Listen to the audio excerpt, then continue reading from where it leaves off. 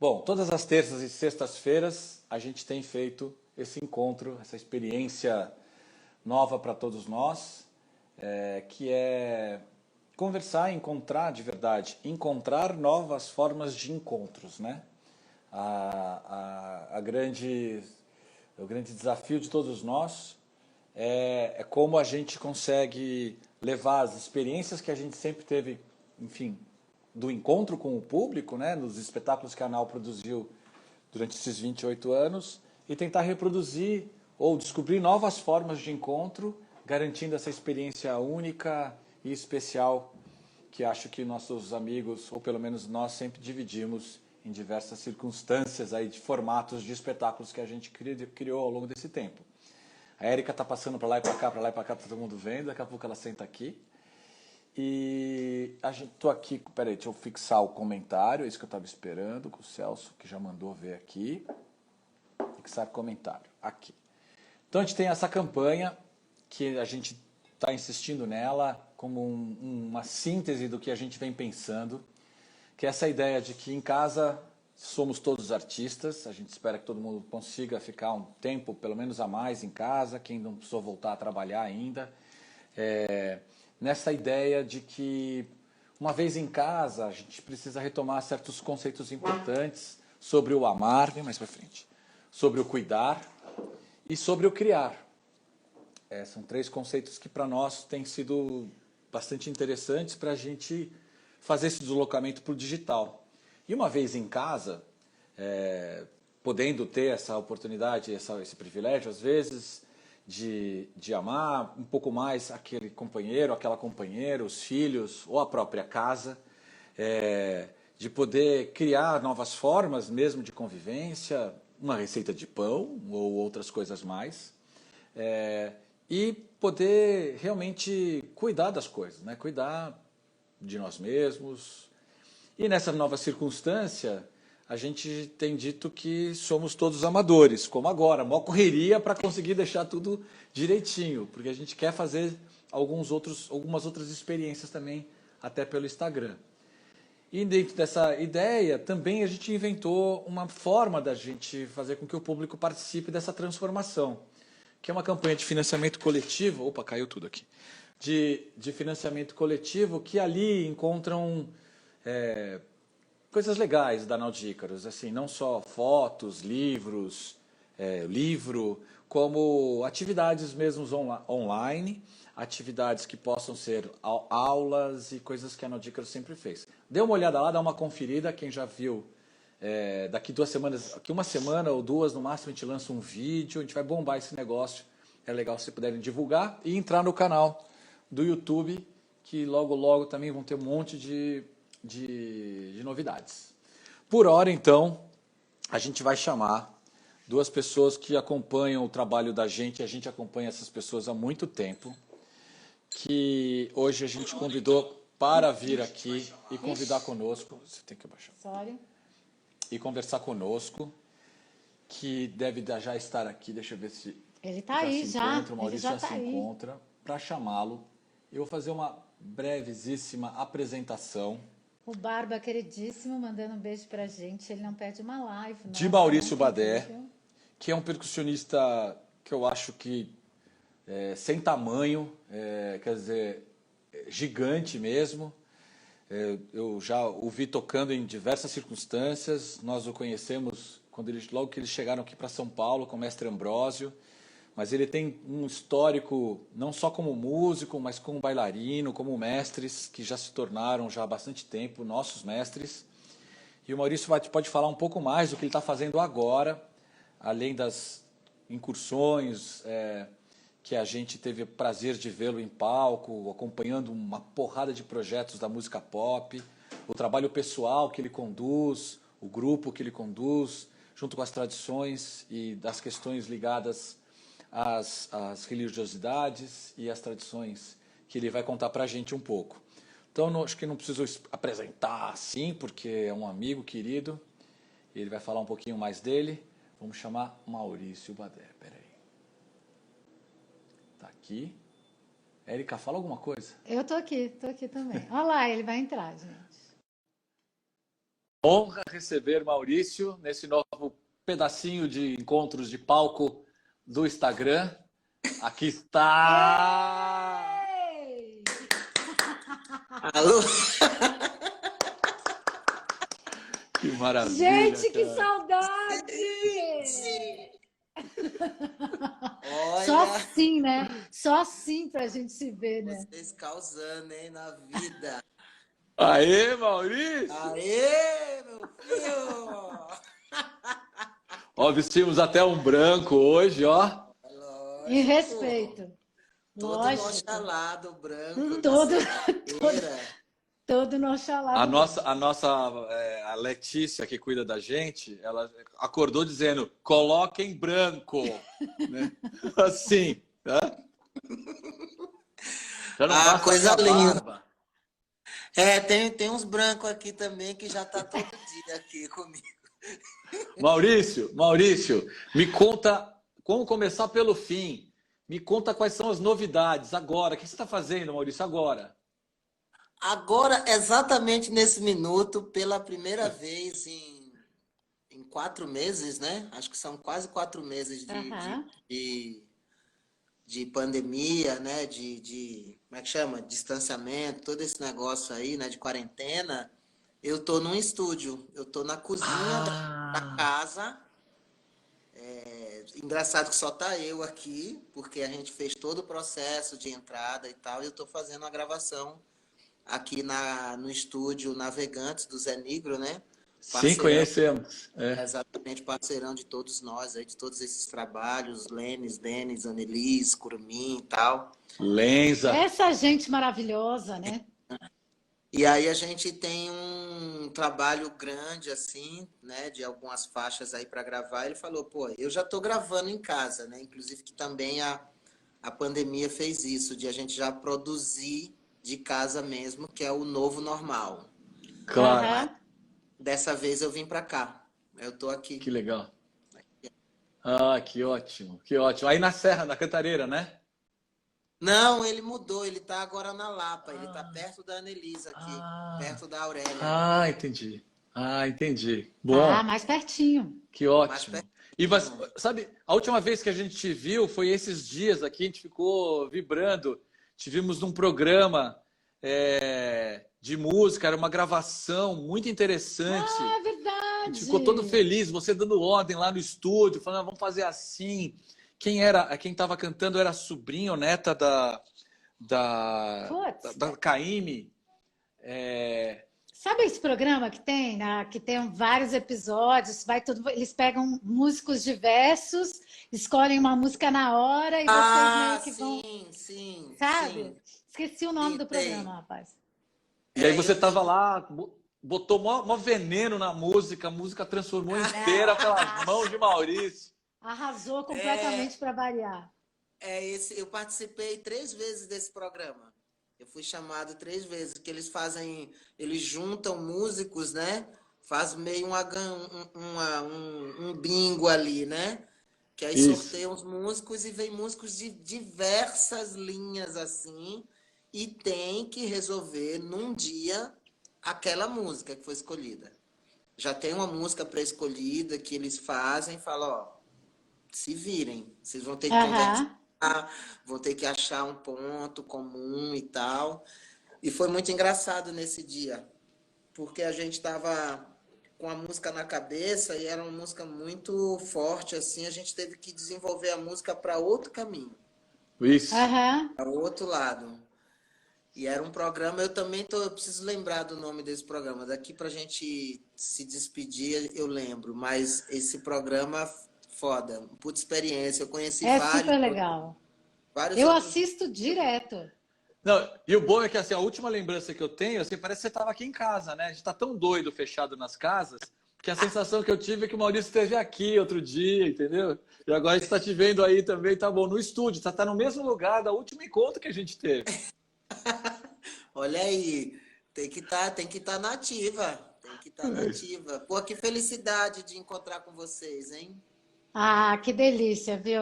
Olha, hoje está um dia muito especial, né? Vamos combinar que realmente esse encontro, você e logo depois Éder, vai ser de esquentar o coração, realmente, nesse frio. Seu Éder Rocha, Seu Éder Rocha. É um reprodutor, né? Um moço, meu, como que ele fez filho por aí? Meu Deus, você e ele, hein? Vocês são dois que não param quieto. Esse pessoal aí de Pernambuco. É muito swing, mano. Não, gente, eu tenho dois filhos, a Rubi e o Railê.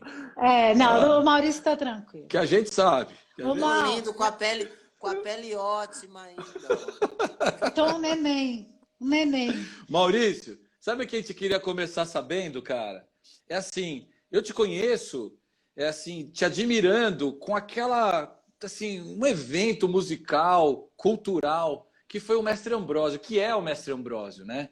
Assim, ver vocês no palco, eu tive uma experiência com Pernambuco, em 92, machucado do meu joelho, eu fui passar um tempo, passei 2 meses em Pernambuco. E fiquei ali, numa época, com amigas que eu tinha conhecido, numa viagem gringa que tinha feito, e elas me levaram para tudo que é lugar. E um dia me levaram para ver, numa creperia, assim, uma galera tocando, que eu nunca tinha visto, me achava mal moderninho, assim, tinha vivido na Europa, não sei o quê. Aí vi uns caras com os tambores tocando com guitarra, venenosa. Eu falei, que é isso, cara? Primeira vez que eu vi o Chico Sainz, nunca tinha visto o Chico Sainz na vida. Aí dali fui ver maracatu, dali fui ver um monte de coisa. Tava lendo coisa de circo, comecei a ler coisa do... Eu escutava Quinteto Armorial, eu comecei a ver tanta coisa. De repente, depois de passar assim, essa coisa que parecia muito moderna, e a gente dá de cara com o Mestre Ambrósio e tem a chance de conhecer vocês. Uma revolução que já estava acontecendo na nossa cabeça, da gente investigar assim, o movimento armorial, e aí ter a experiência privilegiosa de ter vocês do nosso lado ali, ensinando, porque vocês eram monstros, vocês são monstros. Naquele palco reunia uma galera, você tocando Ilu, o Éder tocando Zabumba, entendeu? O Helder dançando, meu. Aquilo era, cara, um ritual, cara, muito foda, cara. O que você fazia antes do Mestre Ambrósio? Antes do Mestre Ambrósio, eu não vou nem tão profundamente, vou mais coladinho ali. Antes do Mestre Ambrósio, eu fazia parte da Banda Sinfônica da Universidade Católica de Pernambuco. Esses caras são foda. Ao qual lá na banda, essa banda ela foi banda marcial, de colégio, ela galgou uma estrada, né? Então ela foi banda marcial, depois foi banda musical, depois foi banda sinfônica.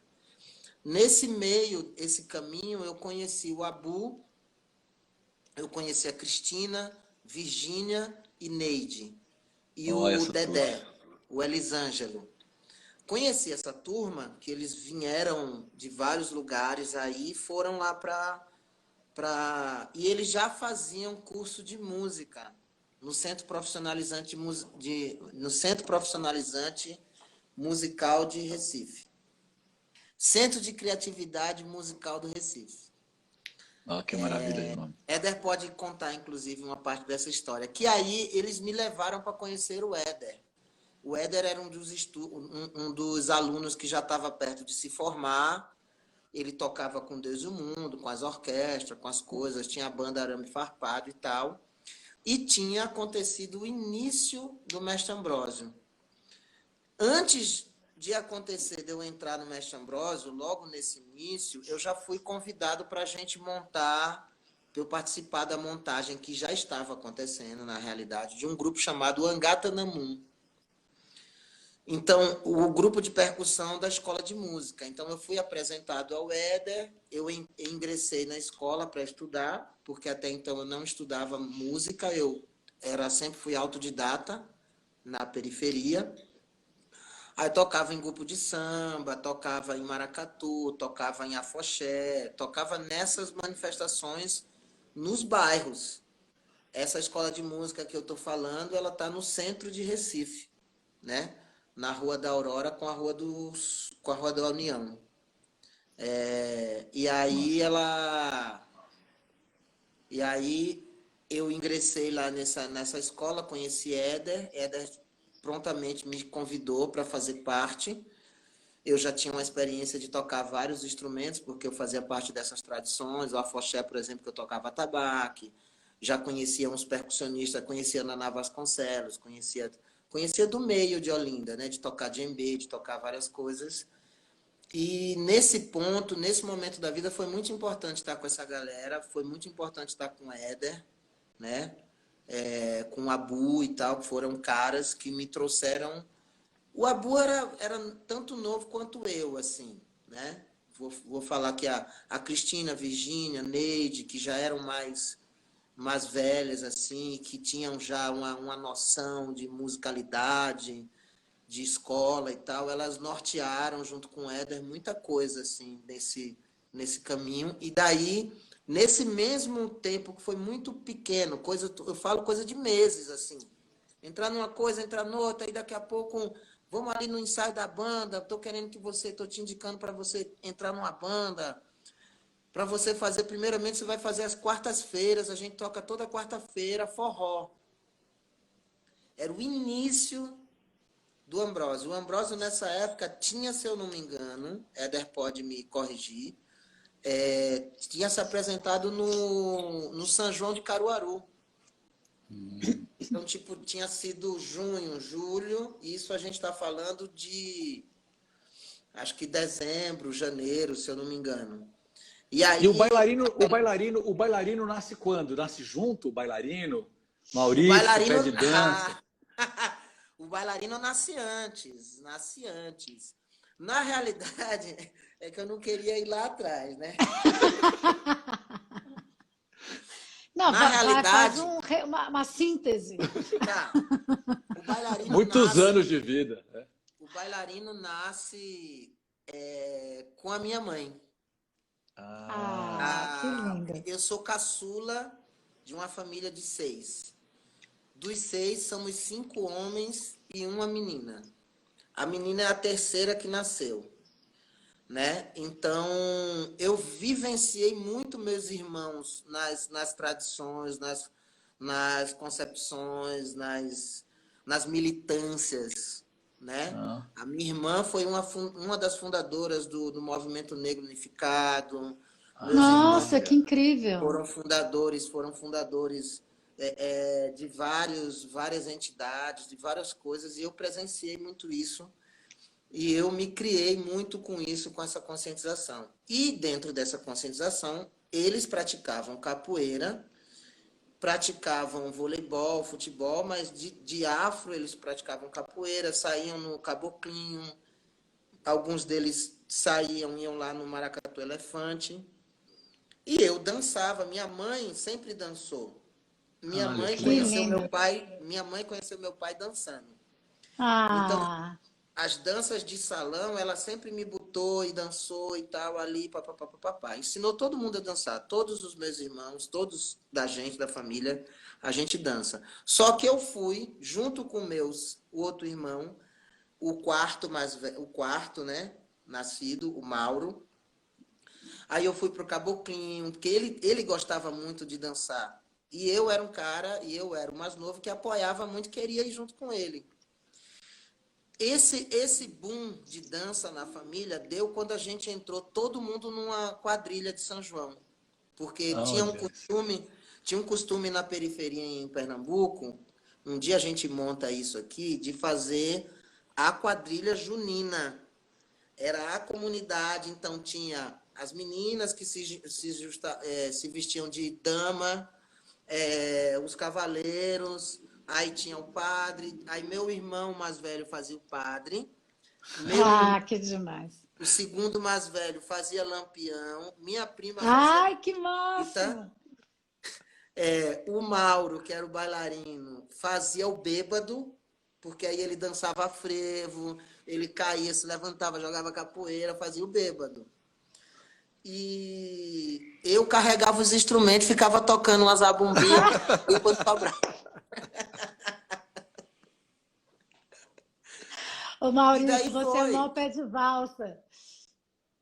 E daí dança pra caramba. Eu lembro que você falava, a Leca lembrou disso, que você falava assim, e aí, menina, como é que era a frase? E aí, menina, você vai dançar ou vai tocar? Você precisa se decidir. Não, foi o Éder, ele falou, sente o instrumento, ficou meia hora fazendo. A Érica, a Leca estava contando hoje. Ela vai escrever aqui. Leca, escreve aí para a gente falar para o Maurício como é que é a história de verdade. Ô, Maurício, eu queria te perguntar uma coisa. Na verdade, Diga. duas, mas eu vou começar com uma. E foi o mestre Ambrósio que trouxe você e Éder para São Paulo ou não? Vocês acabaram vindo...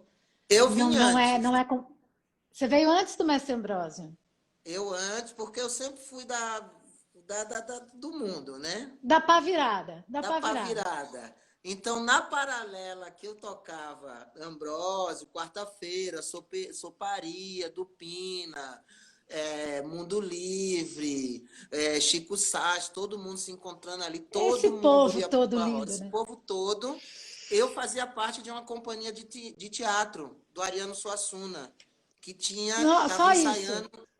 estava ensaiando o Alto da Compadecida. Olha, eu tô babando aqui, você tá me deixando morrendo de inveja. Que momento incrível, hein? Qual a explicação? Quem Tem uma viveu, coisa... viveu, hein? Jogaram Na uma boa. coisa na água, o que foi? que é Porque isso, é um gente? boom, cara, é um boom. Não, Assim, eu acho Que Explica, momento explica. explosivo, realmente.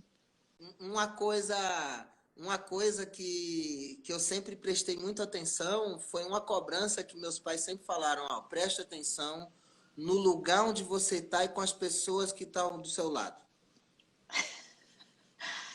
Isso fez muita diferença para eu crescer, para eu galgar muitos caminhos que eu faço até hoje. Por exemplo, eu fazia parte da orquestra da Universidade Católica. Dentro da orquestra tinha um projeto com crianças, adolescentes e tal. E o diretor de teatro, o diretor que estava fazendo o ensaio das peças, foi lá. Porque ele sabia e ele dava aula lá. E aí ele foi lá e quis saber se tinha músico, porque ele queria fazer com música ao vivo. Ele queria que tivesse com música ao vivo, o Ariano queria com música ao vivo e tal, nananana, piriri, pororó. E quando ele chegou no ensaio, olhou, e aí eu tocando, pá, aquela coisa, tocando mesmo, não é aquela coisa de fazer meio termo. Né? A gente aprendeu muito isso, né? Vocês bem sabem. Ia para valer, não era valer. marcando. Não era marcando, aí, não, né? O cara gostou, o cara olhou para mim e falou, eu tenho um convite para fazer a 4 de vocês, eu gostaria de vocês, posso conversar com eles? Pode, eu falei, topa, vambora. Com a peça de Ariano Suassuna, eu vim para São Paulo em 94 e fiquei 3 meses aqui. Uau! No Bexiga, em temporada no Sérgio Cardoso. Depois Pertinho a da gente foi gente. daqui para Sérgio Cardoso, aí eu fui para Manaus, fui para o Rio de Janeiro, viajei, fui em alguns lugares. Foi a primeira vez que eu viajei. Depois eu vim com o Ambrósio. E você tinha quantos anos isso? Quantos anos você tinha? Aí... 94, eu nasci em 73, 83. Ah, você é um a menos Não, que ele eu. é só safado, ele é só Menino, safado, ele tem nossa idade, mas ele tem essa cara, ele é Cara safado de só. pivete que você tem, menina. Maurício, Fala. eu te perguntar uma coisa assim.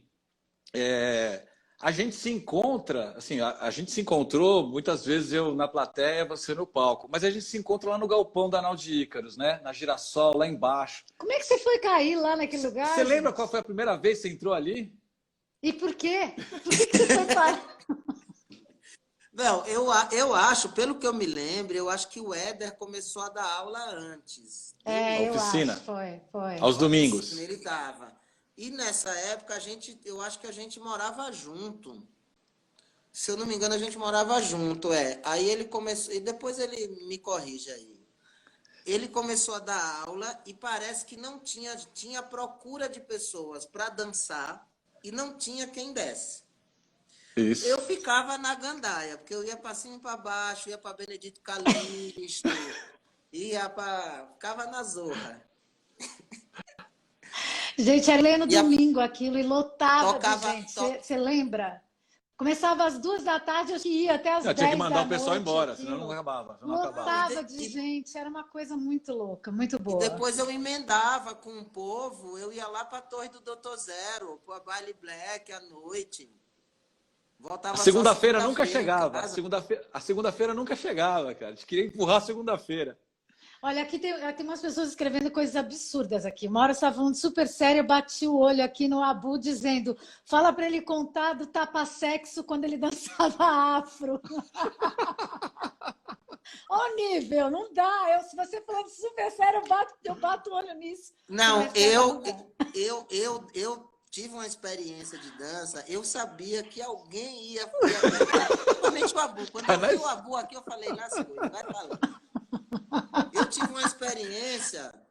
tive uma experiência muito gratificante, porque isso me fez esclarecer dentro de mim, enquanto homem, enquanto negro, enquanto pernambucano, muita coisa para minha vida, para os meus filhos, para minha filha e tal. Desmascarar, desmentir, desconstruir aquela história do hétero, do cara, do pá, que não. Vesti tapa-sexo, sim. Dancei dança afro, seminu, porque era um mercado que tinha naquela época também, né? Claro. Dançava com seminu, com a saia de sisal, de corda de sisal. Roots. Claro. Roots. Aquele maculelê roots. Aquele maculelê roots, sei. Mas com samba no pé. Samba no pé, várias Mas coisas. Mas isso não atrapalhava a performance, que a performance devia ser incrível. Né? E a história da aula de maracatu, o Éder me convidou para dar aula, porque eu comecei a dar aula também na Abaçaí, no Parque da Água Branca. Sim. E ele me convidou para a Nau de Ícaros. Não, o Abaçaí foi depois. Primeiro foi a Nau de Ícaros. Ele falou, vamos dar aula de dança, porque a gente já dava oficina, né? Alguns lugares que o Ambrósio ia, a gente já dava oficina. Então, acho que ele olhou assim e falou, pô, avô, vamos agregar o Negrão aqui, beleza, vamos. Aí a gente topou, aí eu fui, porque tinha procura. E daí eu comecei a... E você lembra das festas? Lembra das utreias, meu amigo? Você lembra uma que a gente fez uma sambada de maracatu? Você lembra de uma sambada? Uma sambada que virou a noite. Sei lá quanto tempo. Foi tão lindo aquilo. Muito maravilhoso. A gente fez festas homéricas lá, né? Que virava a noite saudável, assim, gostoso, terminava lindo, maravilhosa. E isso tudo com Bach, né? Que não dá para deixar de dizer que Bach Bolado foi o que nos ligou, né? Na verdade. E só tinha mais ou menos umas 85 pessoas no Bach naquela época. Cara, naquela época o Bach tinha só umas 180 pessoas, né? Mas foi justamente o que nos ligou, né? A Nau de Ícaros teve uma função, né, e tem até hoje, mas nessa época, principalmente nessa época de fermentação, né, ela geriu muita coisa, que até hoje está o reflexo aí. Né? Então, era o lugar em São Paulo de encontro, era o lugar que fermentava muitas coisas de tradição, inegavelmente. Que bom, que bom. Existe o brincante ali, que tal, beleza, todo respeito, papapá. Mas nessa época, o brincante não desenvolvia projetos de encontro ao nível, né, descompromissado que a Nau de Ícaro fazia. Era a porta aberta ali na Nau, né? Não existia... Era uma porta muito aberta, entrava todo mundo e era muito gostoso isso, né? E não existia projetos de lei tantos quanto, não existia fomento, não existia essas coisas que depois que existiu fez com que muitos espaços levassem a trabalhar esse veio de encontro. A gente não tinha nenhuma provocativa disso, a gente fazia, e vocês, né, na realidade a gente sempre teve no reflexo de que vocês queriam movimentar nas provocativas. Vamos fazer? Beleza, vamos. Vai ter festa não sei o quê, vamos botar um maracatu, vamos fazer o arrastão. E Éder sempre também foi um cara de muita garra, de muita garra em criar, né? Então, a gente não tinha incentivo.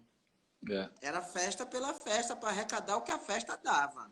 E nessa a gente trouxe Mestre Salustiano, Paulinho Sete Flechas, Mestre Walter. A gente foi assim, numa época com muitos encontros, como você falou, que é o que a gente acha que hoje a gente está buscando também. Isso aqui é uma forma de encontro, né, que a gente está fazendo agora com essa tecnologia. Mas na época, o que aguçava a vontade é porque a gente tinha um entendimento com muito respeito, né, dos armoriais, né, Ariano Suassuna, Antônio Nóbrega, né, e dos originais mesmo, dos ancestrais, que estavam ali nas tradições. E a gente estava aqui em São Paulo. Eu perturbado, né, daquele período de 92 que eu tinha ficado em Recife, eu falei, caceta, né? Ou a gente recria nossos ritos a partir dessa ancestralidade que é absolutamente cosmopolita, fora, não tem, é atemporal, o que acontece em Recife é atemporal, né? E vamos fazer aqui em São Paulo, que a gente fica se achando alguma coisa, vamos entender isso. E as nossas festas serviram para que a gente reencontrasse a partir dessa panela que cada vez entravam mais coisas, para a gente entender a gente mesmo, né? Como paulistanos, como ritos de celebrações que também são as nossas festas, já que a gente ficou distante das mais tradicionais, foi trazendo Paulinho Sete Flechas, estudando a movimentação, esse rito que ele simboliza. Salustiano, cara, Mestre Salustiano, um pouco, sei lá, 1 ano, 2 anos antes de morrer, a gente teve o privilégio de ter ele ali. E vocês, toda hora entrando e saindo, entendeu? Aquela sambada, você, Siba, Helder, eu acho que estava o Mazinho, acho que estava todo mundo. Estava todo mundo, estava nessa sambada Nacional, tava a banda toda, Cassiano, todo mundo. Foi demais, cara, foi demais. Olha, que alegria poder falar com você hoje, você ter essa lembrança também guardada aí, cara, porque é ouro, cara, isso é nosso tesouro. Isso é ouro. Agora, Maurício, eu te perguntar uma coisa. Eu mesma, eu vim conhecer a cultura brasileira, afro-brasileira e brasileira, quase com 20 anos de idade, assim. O que eu acho um absurdo completo, né? Você acha que isso... Lógico, hoje eu tenho 48, ou seja, eu estou falando de 28 anos atrás. Você acha que isso mudou? Que hoje as pessoas têm um conhecimento melhor da nossa própria cultura? Você que toca com tanta gente, né, e está em tantas redes diferentes, você acha que isso mudou ou você acha que isso ainda tem muito a caminhar? Eu acho que assim, eu sempre caminho para não estar no 8 ou 80, né? Uhum. Eu acho que caminhou, mas ainda tem muito o que caminhar, porque a vastidão das tradições que a gente tem no Brasil é muito, mas muito imensa, entendeu? Imensa a um ponto que não tem livro, número de livros que catalogue tudo, né? Não tem estudo em universidade a nível que cubra todos os ensinamentos, todos os fundamentos que ensine para as pessoas. E a gente tem que tomar muito cuidado, a gente tem que ter muito ligeiro, porque o tempo que as culturas estão se acabando está mais rápido do que o que está se aprendendo. Poxa, que triste, entendeu? Né? Então a gente tem que se ligar e aprender mais rápido. Aprender não só na questão de só aprender por aprender. Aprender para amanhã depois estar dando aula, aprender amanhã. Não, é aprender para o mantenimento. Mas primeiro é aprender, para poder manter, para poder visibilizar. Sim. Porque eu acho que a partir do momento que a gente está com um aparelhinho desse na frente, com Zoom agora, com todas as plataformas que já estavam aí, que sempre tiveram. Agora a gente está começando a usar. E eu acho que a gente tem que fazer com que a rotatividade da cultura seja maior, mais intensa. Para que o que me preocupa é essa destruição, né? Sim. Que sempre está aí destruindo as tradições, agora pior ainda, né, com essa questão da pandemia. mestres aí à beira, né, do colapso de atividades, porque não tem como fazer atividade. Não tem, né? Carnaval, que é uma indústria para muitas tradições, não deve acontecer. Está tendo uma especulação gigantesca. Ah, vai ser agora. Não, vai ser não sei o quê. Vai ser o ano que vem e tal. Mas, por exemplo, como é que ganha um dinheiro o caboclinho? Sim, lógico. Todo mundo acha maravilhoso, todo mundo acha lindo, mas como é que ganha? Se não for no carnaval, se não for nas apresentações. Carnaval, para uma tradição, não é só a passarela. São as apresentações, né? Nas apresentações dos núcleos lá da prefeitura, que vai fazer uma apresentação aqui durante o ano, na Casa de Cultura, nos shoppings, nos eventos da prefeitura, que vai fazendo dinheiro.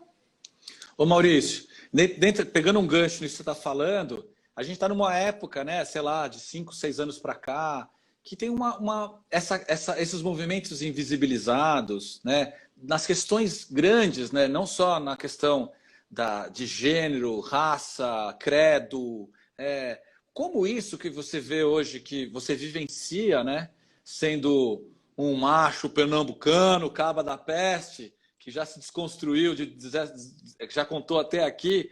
Como é que você vê essas modificações no seu próprio maneira de fazer a sua arte, né? Assim, onde você vê hoje, por exemplo, a gente tem conversado muito com outros artistas e tem algumas temáticas que ficaram que você tem que olhar de uma forma diferente em relação ao teatro, à dança, em relação às artes, né? Você que ainda tem à frente da sua pele, das suas tradições religiosas, como você vê isso ganhando uma certa visibilidade, no sentido de que todos os movimentos passam a ser mais afirmativos, e de que forma isso transforma o jeito de você trabalhar hoje, a sua arte mesmo, como criar?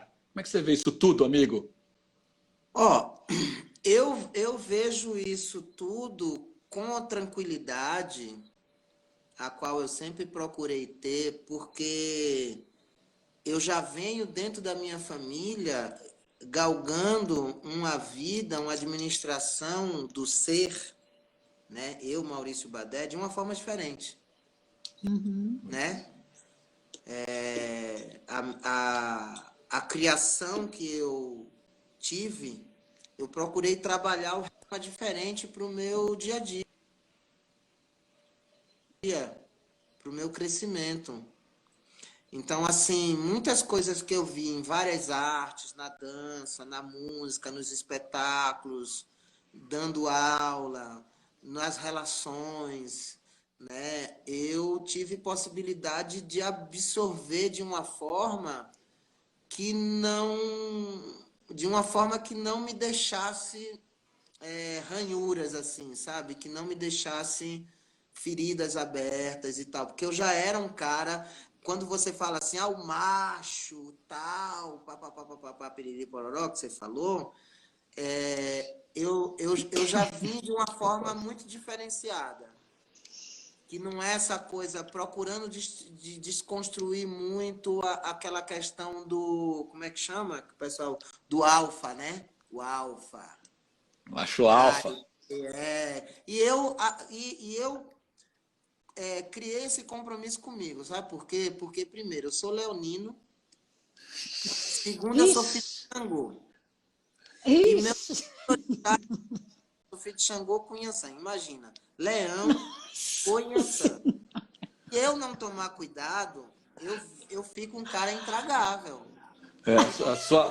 A sua juba fica maior que qualquer Aí ninguém vai suportar. E eu não quero isso. Eu quero mais vai passar com a juba aventando tudo, né?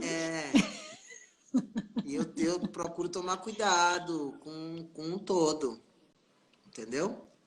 Me diz uma coisa, você por um acaso está com instrumento aí, não? Para com essa cachaça. Quer que eu toque? Não, calma. A gente pode fazer o seguinte, ó. A gente vai fazer o seguinte. Tem um outro senhor lá do outro lado, que é o Éder. A gente pode fazer essa divisão, que é a seguinte. A gente chama o Éder, faz uma conversa, depois chama você de volta, se você tiver um pouquinho mais de tempo, para fazer um som. E aí o Éder depois faz um som. O que você acha? Você tem esse tempo? Eu tô por aqui tomando meu suco verde. Ah, maravilha. Então é o seguinte, então, ó. Tá. Então a gente vai chamar o Éder. Não, eu quero falar mais uma coisinha com o Maurício. Lógico. E aí a gente chama o Éder depois e ele volta para tocar, o Maurício. Tá, mas aí é melhor o Éder fazer tocar e aí a gente chama Exato. o Maurício para encerrar. É isso aí. Tá bom? Então, Se não der tempo, não me chama, não. Não tem problema. Não, dá tempo. A gente abre de novo para isso. A gente abre de novo. Ó, a pergunta é a seguinte: agora estamos indo para uma projeção, está mais em casa, uma projeção de futuro, assim, essas tecnologias. Você falou um pouco disso, mas como é que você está vendo assim o futuro? Quando é que a gente vai fazer o próximo show, cara? Quando é que eu vou estar na plateia te assistindo ou você assistindo a gente na plateia? Olha, só jogando búzio, viu, para saber. Cara, eu tô falando com um cara que você, tô perguntando para você, eu sei para que eu tô perguntando. Eu acho, pelas conversas que eu tenho tido aí com o pessoal da produção e tudo, tá se almejando ter shows presenciais com toda a estrutura, que tudo é estrutura agora, né? Se não tiver estrutura, não vai. E se analisando qual é essa estrutura para 2021, 2022. Shows presenciais com muvuca, com aglomeração, né? Só que toda e qualquer muvuca e aglomeração vai ter que ser administrada, não vai ser assim. Exato. Livre-arbítrio, né? Então, tem isso. Eu olho com... Eu tenho vários olhares positivos para várias coisas, assim. Eu acho que tinha uma demanda muito descontrolada de energias nos shows, nas coisas. Coisa muito boa, mas coisa também que tava muito... sabe? Tava muitas situações zoadas, entendeu? Hoje a gente está vendo algumas situações zoadas também, né? Que aí vem de todo um funcionamento estrutural, né? Desequilibrado, que a gente está vendo. A gente teve agora o mestre Nenê, né? Que foi agredido na porta de casa com o filho no colo, na Vila Madalena. Mestre de capoeira, conhecido internacionalmente. Isso, independente disso, é um ser humano que está na porta da casa dele. Lógico, pelo amor de Deus, que isso, então, não. Você vê um descontrole das estruturas governamentais tentando resolver o negócio sem parar de pensar, e a polícia, que é uma dessas estruturas, mostrando cada vez mais, né, que passa a desestrutura que se tem, né, de educação, de ação dos caras.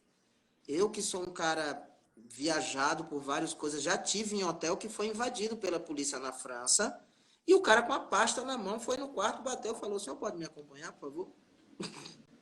Só isso, sem arma. Sim, lógico, né? Civilizadamente, Dois né? polícias falou: "Por favor, vocês estão cometendo tal erro, assim, tráfico de droga no hotel. Por favor." Nossa. Não tem isso, não. Bora, desce. Tchau. É uma diferença que, infelizmente... Se fosse no Brasil, tinha dado um tiro nas pessoas, tinha matado, feito uma... Enfim. Infelizmente, nesse quesito, a gente deu uma regredida poderosa, né? Infelizmente. Eu acho que não deu, no caso do Brasil, não deu uma regredida, mostrou. Mostrou a cara, né? Mostrou que estava escondido. Tem uma história, né? Para mim, tem razão. Que sou negro, é bem diferente. Eu já fui parado, eu dirijo uma Blazer, né? Para quem me conhece, eu tenho uma Blazerzinha ali que eu consegui, pá. Dirijo. O policial teve a pachorra, eu na porta, pegando meu filho, o cara falou: "Esse carro é seu?" Nossa, mas é muito absurdo isso. Sabe, a gente passa por isso. É muito comum. Sim, o tempo todo. Né? Eu vou te dizer, eu subo aqui, a gente mora na Augusta, eu e Marco, no Baixo Augusta. Eu também trabalhando no Bexiga, eu vinha a pé, todo dia. O que eu vejo de policial parando gente na rua, eu não vejo parar um branco. Eu só vejo parar negros. É uma coisa assim impressionante. Eles só param pretos, brancos eles não param. É tão revoltante, sabe? Assim, é tão revoltante, mas assim, diversas vezes, não foram 10, foram tipo 30, sabe? Assim, imagina, enfim, tudo, né? Viver isso, né? Uma coisa é você ver, outra coisa é viver isso. Exatamente, além de tudo isso. Por isso que eu vejo vários fatores importantes nessa questão da pandemia, por exemplo. Essa história de estar um pouco mais, poder estar um pouco mais, a gente, artista que a gente consegue, estar um pouco mais reservado em casa, nos lugares, e produzir conteúdo e as pessoas consumirem daquela forma. Uhum. Entendeu? É o novo normal. São novas formas, né, de começar a produzir e consumir, inclusive. E Também o consumo tempo... também estava totalmente desenfreado também, né? Acho que isso também vai dar uma, esperamos, equilibrada, né? Exatamente. É isso. Ô, queridão, é o seguinte, ó, pera, a gente, na verdade, já avisou o Éder que a gente vai... Peraí, deixa eu fazer uma pergunta. Já avisou o Éder. Maurício, tem muitas coisas incríveis, assim, que eu já escutei, assim, de boteco, assim, histórias suas na Europa, lá atrás, assim, coisas engraçadíssimas, tem histórias, assim. Eu sei que você não vive mais essas coisas, agora você é um senhor, entendeu? Poliglota, que já viveu, passou por quantas vezes pelo mundo todo. Mas tem uma história na Alemanha, cara, que eu acho das mais engraçadas que eu já ouvi, que você ficou para fora do hotel. Como é que é essa história? Você lembra disso? Tá que pariu. Olha, é uma palhaçada, viu? Deixa eu olhar minha cara aqui. Ó. Como é que você se virava na Alemanha quando você tinha final da sua adolescência, viajando com o mestre Ambrósio pelo mundo?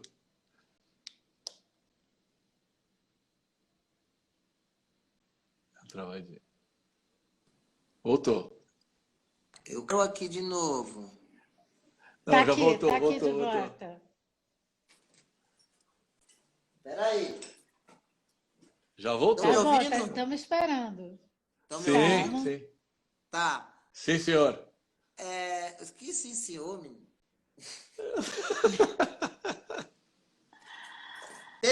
Teve um festival numa cidade chamada Rudolfstadt. A gente foi fazer um festival.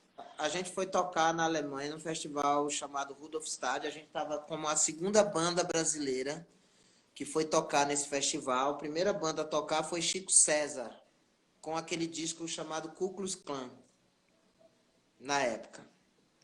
E aí, o que aconteceu? A gente tava maior nervoso na cidade, porque tinha tido ataques de skinhead há uns dias atrás e tal, tava tendo o maior furdunço. E aí era um festival de world music, então tinha gente da África, Paquistão, Brasil, Cuba, e os caras estavam atacando principalmente esses imigrantes, né, essa galera. E aí o que aconteceu? Tinha um horário determinado para a gente ir para o festival, porque tinha um transporte, porque não era perto do hotel. E a gente lá, e eu lá na boa, no quarto, e dorme, e acorda, e olha para um lado, olha para o outro. Aí eu me acordo assim, de repente, e falo, nossa, putz, bateu o horário. Tem que ir, tem que ir lá para baixo, porque o carro já deve estar indo, não sei o que, nananana. E se eu não me engano, o Éder não estava no quarto comigo nessa hora. Não, comigo no quarto. E aí ele não estava, porque o Rod, ele estava lá no festival, vendo as coisas técnicas. Aí eu saio do quarto. E saio do quarto, e saio mesmo, e desço a escada, e saio da porta. Só que a gente não estava no hotel, no prédio principal, a gente estava no anexo do hotel, que tinha aquelas portas automáticas. E eu não falava nada de coisa nenhuma. E aí, quando eu saí da porta, saí de todas as portas, saí do anexo, eu falei... Aí eu olhei no relógio e falei... Gente, eu tô errado. Aí quando eu olhei assim, ó, a porta fez... Só que era um fio de 7 graus, tava garoando na cara da preta, e E eu não falava nem inglês, nem chuchu, nem nada. Aí, só mímica mesmo. Veio um casal para entrar nesse anexo. Aí eu...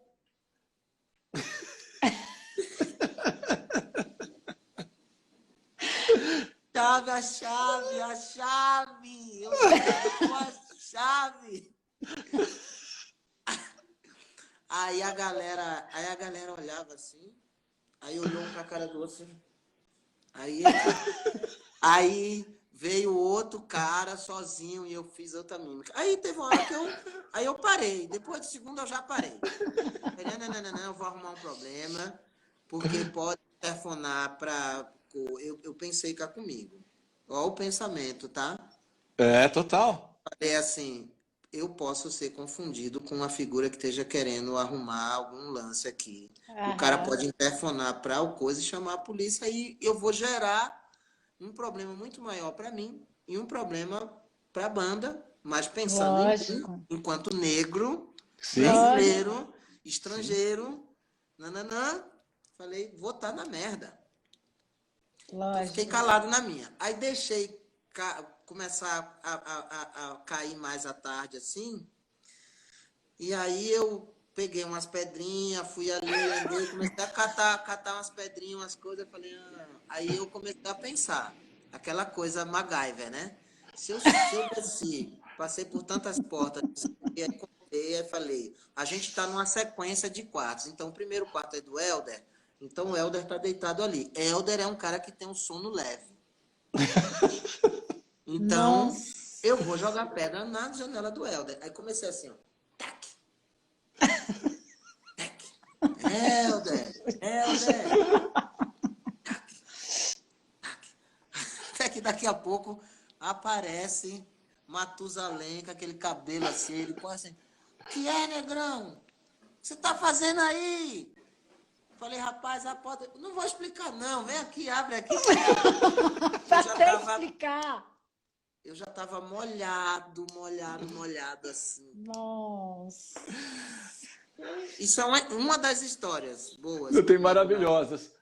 Maurício, vai cair... A gente falou quase uma hora, cara. A gente falou uma hora. Olha que maravilha, que cara. Passou muito rápido. Você não saia daí, Eu Maurício. já chamo você de volta. A gente vai derrubar a live toda, vai recomeçar. Vou chamar a Éder e depois te chamo para se você tiver um Ilu aí, eu não vou acreditar. Tá bom? Ó. Eu vou chamar a Éder e a gente já volta. Turma. Agora, gente, a gente vai falar com o cara. Se a gente estava com o Maurício até agora conversando com um tipo de mestre, a gente vai falar com outro tipo de mestre que, para Nau de Ícaros, foi o cara que abriu e ensinou, talvez, grande parte do que a gente viveu relacionado às ancestralidades, à cultura brasileira, foi colocada pelo Éder de uma maneira, da maneira mais respeitosa, rígida, mundo, respeitosa, né? Ritualizada, da mesma maneira que ele tocava aquelas zabumbas, chacoalhando aqueles dreads gigantes, que eram instantes de verdade quânticos mesmo, sabe? Assim, de viver a cultura brasileira. Tem uma honra poder chamar agora esse cara aqui, Éder Rocha, vamos chamá-lo. De novo, vamos ver o que a gente vai fazer com o Éder Rocha. De onde fala, mestre? O Éder ia entrar pelo prego batido, não é ele isso? Ele entrou pelo... Ou entrou pelo... Deixa eu ver. Tá entrando aqui. Meu Deus! E aí? Maravilhoso! Olha isso, cara. Celebrai! Tô tentando, ó. Uma hora eu chego nesse cara, meu. É um mestre. Cheguei, rapaz. Rapaz, aí, ó. Tamo junto, ó. Você pode vir, você tem o lugar, já pode fazer meu sub agora pela primeira. Eu nunca vou poder fazer o seu sub, mas você pode fazer o meu sub no Barão, cara. É o próprio Barão, olha lá. Rapaz, com essa pandemia aí, rapaz, Papai Noel vai ganhar dinheiro, viu? Vai chover, começando a me virar, ó. Começando a me virar, é só tirar o gorro branco e botar o vermelho.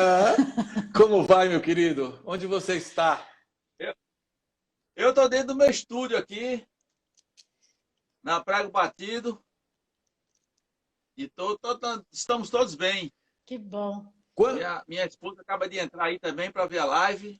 Jo Carla. Quantos filhos você fez nessa pandemia? Deixa eu tirar aqui, ó. Olha a careca, já caiu os cabelos todos. Ah, meu Deus. Já caiu os cabelos todos. Tá vendo? Eles estão eternizados, aqueles dreads estão eternizados, cara. Você não precisa de cabelo. O Álvaro tá assim que nem você. Tá só o cururu aqui, ó. É o Cebolinha. Ah, não, tem aí, ó. Tem um cabelo aí. Éder, quantos filhos você está? Você fez muitos filhos nessa pandemia? Você está como? O que você tem feito, amigo? Na pandemia eu não fiz filho não, viu? Tem gente que tá fazendo aí, mas não fiz não. Eu só tô criando. Tá certo.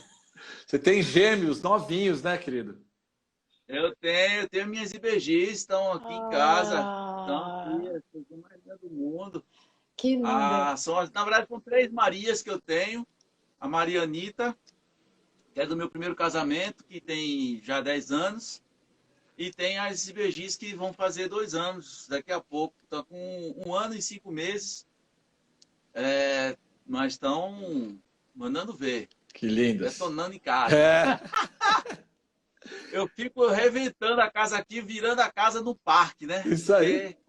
Não tem jeito. Éder, eu tava falando com... Mas você também, né? Você é um cara que quando acertou o caminho, foi em frente, hein? Não, mas é muito atrasado. A gente é muito devagar, cara. Eu tô 32 anos. Estamos 32 anos juntos, Éder. É pura preguiça. Só 2. É pura preguiça. As pessoas perguntam, nossa, como é que dá certo? A gente fala, é preguiça mesmo. Servidor tá bom demais, rapaz. Éder. Dizem que 1 é bom, 3 é demais e 2 é o ideal, né? Eu queria uma menina, cara, mas não deu tempo pra gente. Pega uma do Éder. Eu vou te falar, pegar, tem 2 ali. Pega uma Maria aí. Não, faz feito com minha mãe. A minha mãe que fez assim, teve o primeiro, aí eu quero ter uma menina, aí teve o segundo, outro homem. Aí não, quero ter uma menina, aí teve o terceiro, chega que não vai vir mulher não, chega. Éder, você em Pernambuco, ali em Recife, como é que você teve uma banda de som pesado, heavy metal? Como é que você começa? Como é que a sua primeira banda é de quê? É de rock and roll. A gente começou tocando rock and roll, mas era mais hardcore, né? Ou hard rock, né? Era hard rock que ele tocava, era Arame Farpado. Depois foi se transformando e aí acabou virando um thrash metal. Nossa! Mas nisso você... A gente começou meio Led Zeppelin, Deep Purple, aquela coisa mais assim, e depois virou já um pouco mais Metallica, Megadeth, enfim. E as músicas, e a cultura brasileira entrou como no meio disso tudo? Então, a gente acho que foi uma das primeiras bandas de rock and roll dentro do rock and roll mundial, vamos dizer assim, usar elementos que eram elementos da cultura pernambucana. Então a gente buscava compor com umas escalas que eram um pouco diferentes da música do rock and roll, usava um pouco a escala modais do Nordeste, enfim, fazia coisas que tinham a ver mais com a nossa cultura e cantávamos em português, né?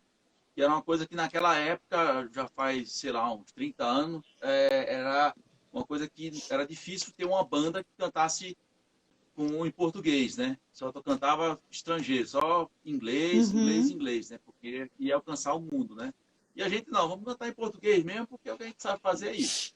E eram quantos Éders naquela época? Porque você fazia tanta coisa, cara. Como é que você conseguia fazer tanta coisa? Não, eu comecei a minha vida de músico profissional, né, com 16 anos de idade. Mas aí eu comecei tocando em orquestra sinfônica jovem, né? E aí depois foi que eu comecei a trabalhar com rock and roll, com outras coisas e tal. Mas isso foi porque eu estudava, né? Maurício até citou aí, né? Que era uma escola que era o Centro de Criatividade Musical Profissionalizante do Recife. Uau, que lugar! Esse lugar, a intenção dele era fazer as pessoas fazerem música e não só estudar, né? Então, o Geraldo Minuti, que foi o cara idealizador desse projeto, né? Ele era um socialista, vamos dizer assim, né? E a ideia dele era essa, era que as pessoas pudessem ter aulas de música pública, né? Sem precisar pagar. Nossa, fantástico. E que eles tivessem as práticas de grupos, né? Na escola tinha grupo de choro, tinha banda, tinha big band, tinha o grupo de percussão, tinha várias coisas que aconteciam na escola que fazia parte do currículo da escola fazer os alunos que entravam na escola já começar a tocar. Que demais. E como era do governo, então os órgãos públicos que precisavam de alguma atração musical ia lá na escola e solicitava o grupo para tocar. Então, só na escola, eu toquei em big band, toquei na banda sinfônica, toquei em grupos de câmara, um grupo de choro, em grupo de forró, enfim, grupos diversos que já dentro da escola. Então, quando eu saí da escola, eu já sabia tocar bastante coisa, porque a própria escola já ensinava essa história. E aí, por fora também, lógico que aí conhecendo outros artistas, eu comecei a tocar com outros artistas também, né? E um dos primeiros artistas que eu toquei nessa época foi o Silvério Pessoa, né? E foi um dos primeiros artistas que eu cheguei a tocar. Mas peraí, agora eu vou te contar assim, que vida maluca. A gente no Paleô, lembra disso? A gente no Paleô, lembro. A gente se encontra e a Naudicas faz uma participação por sua causa no show de Silvério Pessoa em 2004, cara. Que coisa mais maluca essa vida, cara. Olha isso. Sério? É isso mesmo, é? A gente fez um baque. A gente tocou maracatu no show de Silvério Pessoa, cara. Olha isso, cara. É porque eu acho que o Mestre Ambrosio não estava nesse festival. Não. Você foi estava na cidade. A gente tava Não, não fui com o Silvério, não. A gente estava na cidade. A gente tocou em dias diferentes. Mas não foi Silvério. A gente tocou com o Silvério. A gente tocou com o Silvério. E a gente se cruzou no serviço de van, assim, uma hora vocês estavam passando, a gente se viu lá no Paleô, mas a gente não... Vocês estavam tocando no Paleô, sim, vocês tocaram no Paleô em 2004. Mas não era, acho que não era com o Silvério Pessoa, não, acho que era com o DJ Dolores, não? Era Silvério, você estava com os DJ Dolores, você estava com os DJ Dolores. Ah, tá, eu estava com o DJ Dolores. Isso. E a gente fez essa participação... A gente se encontrou no festival, não fizemos nada juntos, mas o Silvério convidou a gente para tocar um maracatu em 3 músicas dele, e a gente, naquele mesmos dias, a gente encontra você que estava lá tocando com Dolores. Olha que coisa louca. O Silvério deve ter visto vocês tocando, né? Porque vocês estavam todos os dias, no festival. Isso, exatamente. Estavam se apresentando todos os dias no festival. Ele provavelmente viu vocês tocando e disse, velho, a galera aí tá tocando bem. Não, tá escutando, acho que é o Éder. Ele falou, acho que é o Éder. Ah, não. Porque a gente era o Álvaro. A gente era muito bons alunos, né? A gente era muito bons alunos. Frequentadores bastantes dessas... Éder, mas aí você toca, você faz parte... O Amazônica foi um dos discos que eu escutei na minha vida, cara. Assim, e antes de te conhecer... Eu e o Raimo, a gente escutou aquele disco umas 800 vezes, cara. Era uma das coisas mais impressionantes. É uma das produções fonográficas brasileiras. É uma coisa de louco aquilo, né? Conta aí um pouco. É antes do Mestre Ambrosio aquilo? É contemporâneo, na mesma época do Mestre Ambrosio. Porque, como você mesmo falou, né? Eu na verdade, antes de Mestre Ambrosio, que Mestre Ambrosio surgiu em 92.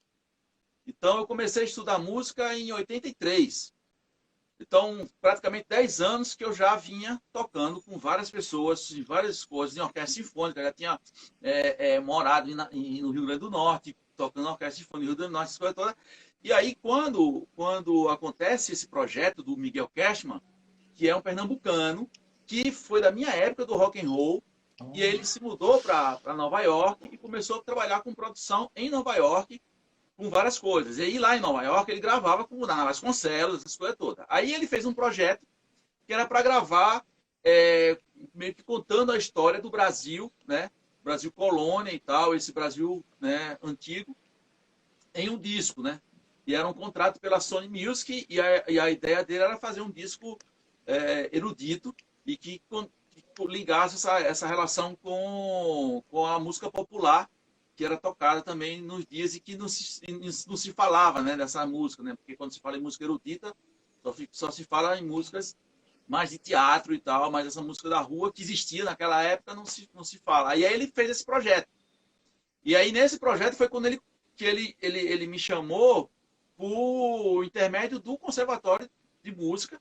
Ele tinha um contato com o Conservatório e nessa época, que era praticamente o meu fim, eu estava terminando a escola de música do Centro de Criatividade, eu estava com um grupo chamado Angata Namu. E nesse grupo o Maurício fazia parte, né? E outras pessoas como o Júnior fazia parte, a Neide, a Cristina, a Virgínia, o Jorge Martins, várias pessoas faziam parte desse grupo, que foi um grupo que surgiu porque o meu professor, nesse meu último ano, ele viajou para a Suíça para estudar repertório de orquestra. E aí me deixou na mão e deixou todos os alunos da escola na mão porque não tinha professor para substituir ele. E aí o que acontece? Eu era um aluno mais avançado, eu e o Gediel Dutra, e a gente começou a dar aula para esses alunos antigos, né? Esses alunos novatos, né? E Maurício era um deles, o Júnior era um deles, né? E aí eu dava aula para eles e eu disse, ó, vamos montar um grupo, porque a gente faz as coisas. E aí o grupo, não era um grupo, tipo, eu era só o diretor, mas as pessoas, né, os elementos do grupo, eles traziam muito mais coisas para o grupo do que eu mostrava. Eu só trazia mais o repertório erudito, de partituras eruditas e tudo mais, tá? Mas a gente queria fazer uma coisa também nessa linguagem que depois veio a calhar com a gravação do disco do Miguel Cashman, que era mesclar a linguagem erudita com a linguagem popular. Nossa, e aí nada mais, nada menos do que o Maurício, por exemplo, que trouxe bastante elemento. O Ricardo também, que era outro integrante do grupo, como o próprio Jorge Martins, várias pessoas do grupo que eram pessoas que viviam nessas regiões onde tinha bastante manifestação popular, e aí eles tinham conhecimento desde criança, como o Maurício contou aí para vocês, né? Já nasceu na barriga da mãe, já dançava, já pulava, já tocava, tudo na barriga da mãe. Então, quer dizer, essas pessoas só vieram somar com esse projeto que eu montei dentro da escola, porque na escola precisava ter um grupo, né? Essa que eu falei também da relação do grupo, né? Tem que ter a prática. Uhum. E o professor foi embora e eu disse, não vou segurar essa galera fazendo só percussão erudita. Eu vou fazer percussão popular também com eles. E aí foi quando eu, mexendo com esse grupo, trabalhando com esse grupo, foi que eu recebi o convite do Miguel Cashman, através do Conservatório Pernambucano de Música, para fazer esse disco. E o que é esse disco? O que você acha desse disco? Eu acho incrível esse disco. Todo mundo está aqui assistindo a gente hoje tem que conhecer esse disco, cara. Esse disco está nas plataformas digitais lá, como a Amazônica, né, Nossa, do é um Miguel escândalo, é um escândalo, é realmente... Quem quiser escutar e conhecer esse disco, é só ir nas plataformas digitais, está lá o disco, com todas as músicas maravilhosas, e a música, e ele traz isso, né, traz essa música que era tocada naquela época. Tanto que o maracatu de baque virado, né, porque o maracatu de baque solto já foi bem depois, né, nessa época era o maracatu de baque virado. E aí, como eu já estava dentro do Estrela Brilhante, eu chamei o Estrela Brilhante para fazer a participação no disco. E a gente teve que adaptar os instrumentos, né? Teve que tocar com uma caixa que era com couro nos dois lados, com a esteira da caixa era tripa de bode, né? Então a gente usou instrumentos que eram da época, buscando usar instrumentos da época para poder tirar um som mais adequado para o disco, né? Uau, que incrível! Mas tem uma história muito interessante nesse disco, que na mesma época que foi gravado o disco, porque o disco foi gravado na Universidade Federal de Pernambuco, estava tendo também, não na universidade, eu acho que em outro lugar lá, estava tendo sei lá, um simpósio, sei lá, alguma coisa que estava tendo com cantos eruditos, né? E muitos cantores estavam voltados para ela, né? E aí os cantores não queriam deixar de fazer para fazer o curso, né, lá para vir fazer o disco. E foi um problema isso, eu sei que isso foi um problema. Mas percussão, pelo menos eu fui diretor da percussão, consegui trazer todo mundo e ainda indiquei gente que é da área popular, porque tem cantadores, tem emboladores, né? Tem os violeiros, tem a parte do caboclinho, tem várias coisas que, como eu era o diretor da percussão e trabalhava muito com essa linguagem popular, então eu acabei trabalhando nessa coprodução de direção do disco para fazer o disco também junto, né? Junto com o Miguel Keshman, né? O Miguel Keshman e eu acho que como é o nome dele, o Sandor, né? Que foi um outro, que foi o diretor da Camerata, que toca no disco junto com a gente. Loucura, né? Gente. É demais. Esse realmente é incrível e quem está assistindo, corra para ver, porque é para ouvir, porque é muito incrível.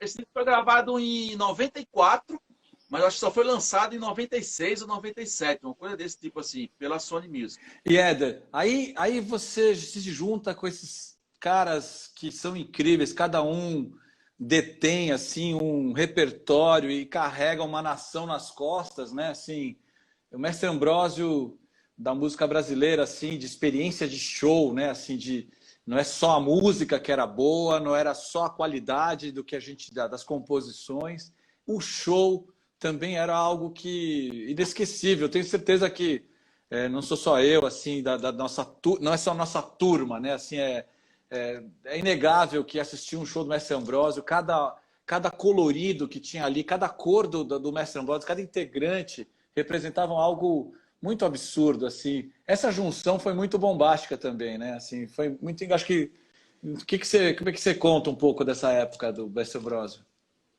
Então, o próprio, fazendo só a ligação entre uma coisa e outra, o disco Amazônica tem a participação do Mestre Ambrósio ali, mas ainda não era Mestre Ambrósio. Olha! Né? E aí o disco, na verdade, precisava de uma pessoa para tocar rabeca. Eu vou chamar quem? Vou chamar a Ciba, que toca comigo. Lógico. Entendeu? Aí, por exemplo, precisava de uma pessoa para cantar alguns pontos que a gente cantou de Xangô. E aí eu chamei quem para cantar? O Sérgio Cassiano. Né? Então, ali naquele disco já tem o Mestre Ambrósio sem nome Mestre Ambrósio. Uma turminha muito o da embrião, pesada, o embrião estava lá. Estava ali. Mas porque já existia o Mestre Ambrósio, mas o Mestre Ambrósio não estava, né? Porque o Mestre Ambrósio começou em 92. Né? O Mestre Ambrósio, na verdade, ele vem de um trabalho que várias pessoas na época faziam, né? Muita gente já estava trabalhando com outros elementos, por exemplo, Ciba tocava com um amigo meu, de Ciba também, que era o Arthur, né? Que hoje é o Arthur Big Head. Né? Ele... Big Head. Porque ele tem um cabeção. O Álvaro também, o Álvaro também tem. O Álvaro ele tem os dois cabeções. Ele tem os dois cabeções, tem físico e né, intelectual também. Eu ia fazer uma piada com o Álvaro. Ele é formado em filosofia, né, o Arthur Big Head. Então, tinha uma dupla chamada Andaluza, que era o Arthur e Ciba.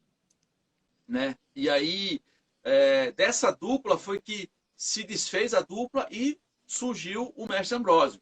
Então, eu cheguei a tocar no Andaluza, né? E depois se transformou em Mestre Ambrósio. Que legal. Entendeu? Quando se transformou em Mestre Ambrósio, que não era nem muito conhecido ainda, eram 3 pessoas só.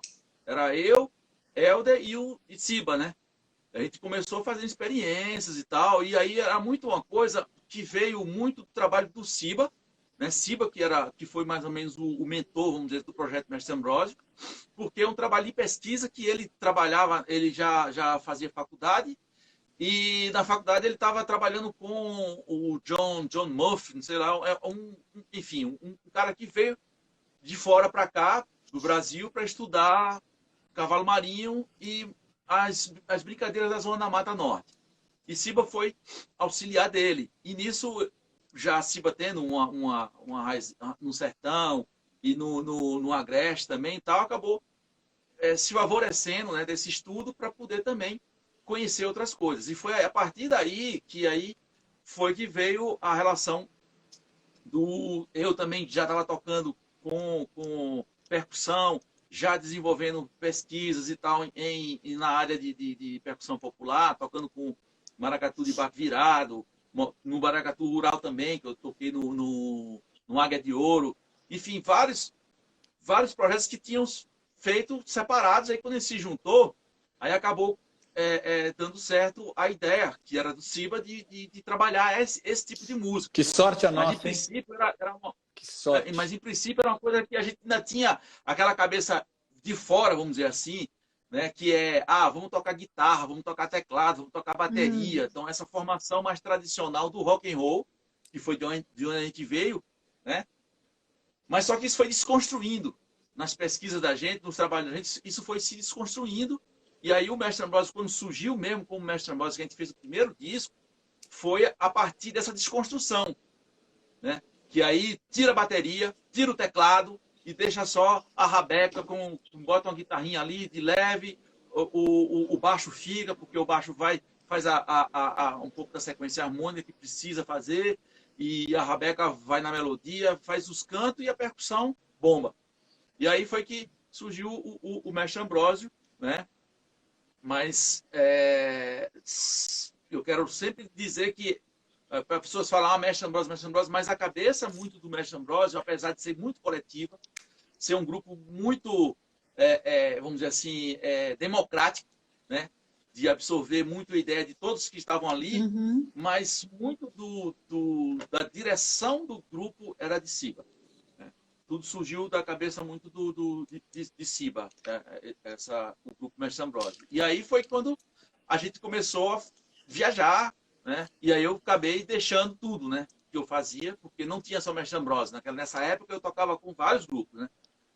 Era mais de 10 grupos que eu tocava, porque no Recife não tem aquela coisa, você vai tocar com um só. Eu nunca gostei de tocar com um grupo só. Eu sempre gostei de tocar com vários grupos, porque eu tinha a fome de aprender muita coisa. Então eu tocava com um Big Band, eu tocava com a orquestra sinfônica, tocava em grupo de rock and roll, tocava com o Mestre Ambrósio, tocava no Maracatu, tocava muita coisa. Porque era isso, a minha cabeça essa cabeça aberta, entendeu? De tocar em tudo isso. Aí quando o Ambrósio começou a dar mais certo, aí foi afunilando, e aí eu fui tendo que escolher ficar só com o Mestre Ambrósio. E quando você, mas, por exemplo, assim, para mim tem vários momentos que eu guardo assim de experiências artísticas assim que eu vivi na vida, né? Assim, um espetáculo do Kazuo Ono, um espetáculo incrível, um filme, uma obra de arte, assim, coisas que eu realmente guardo, assim.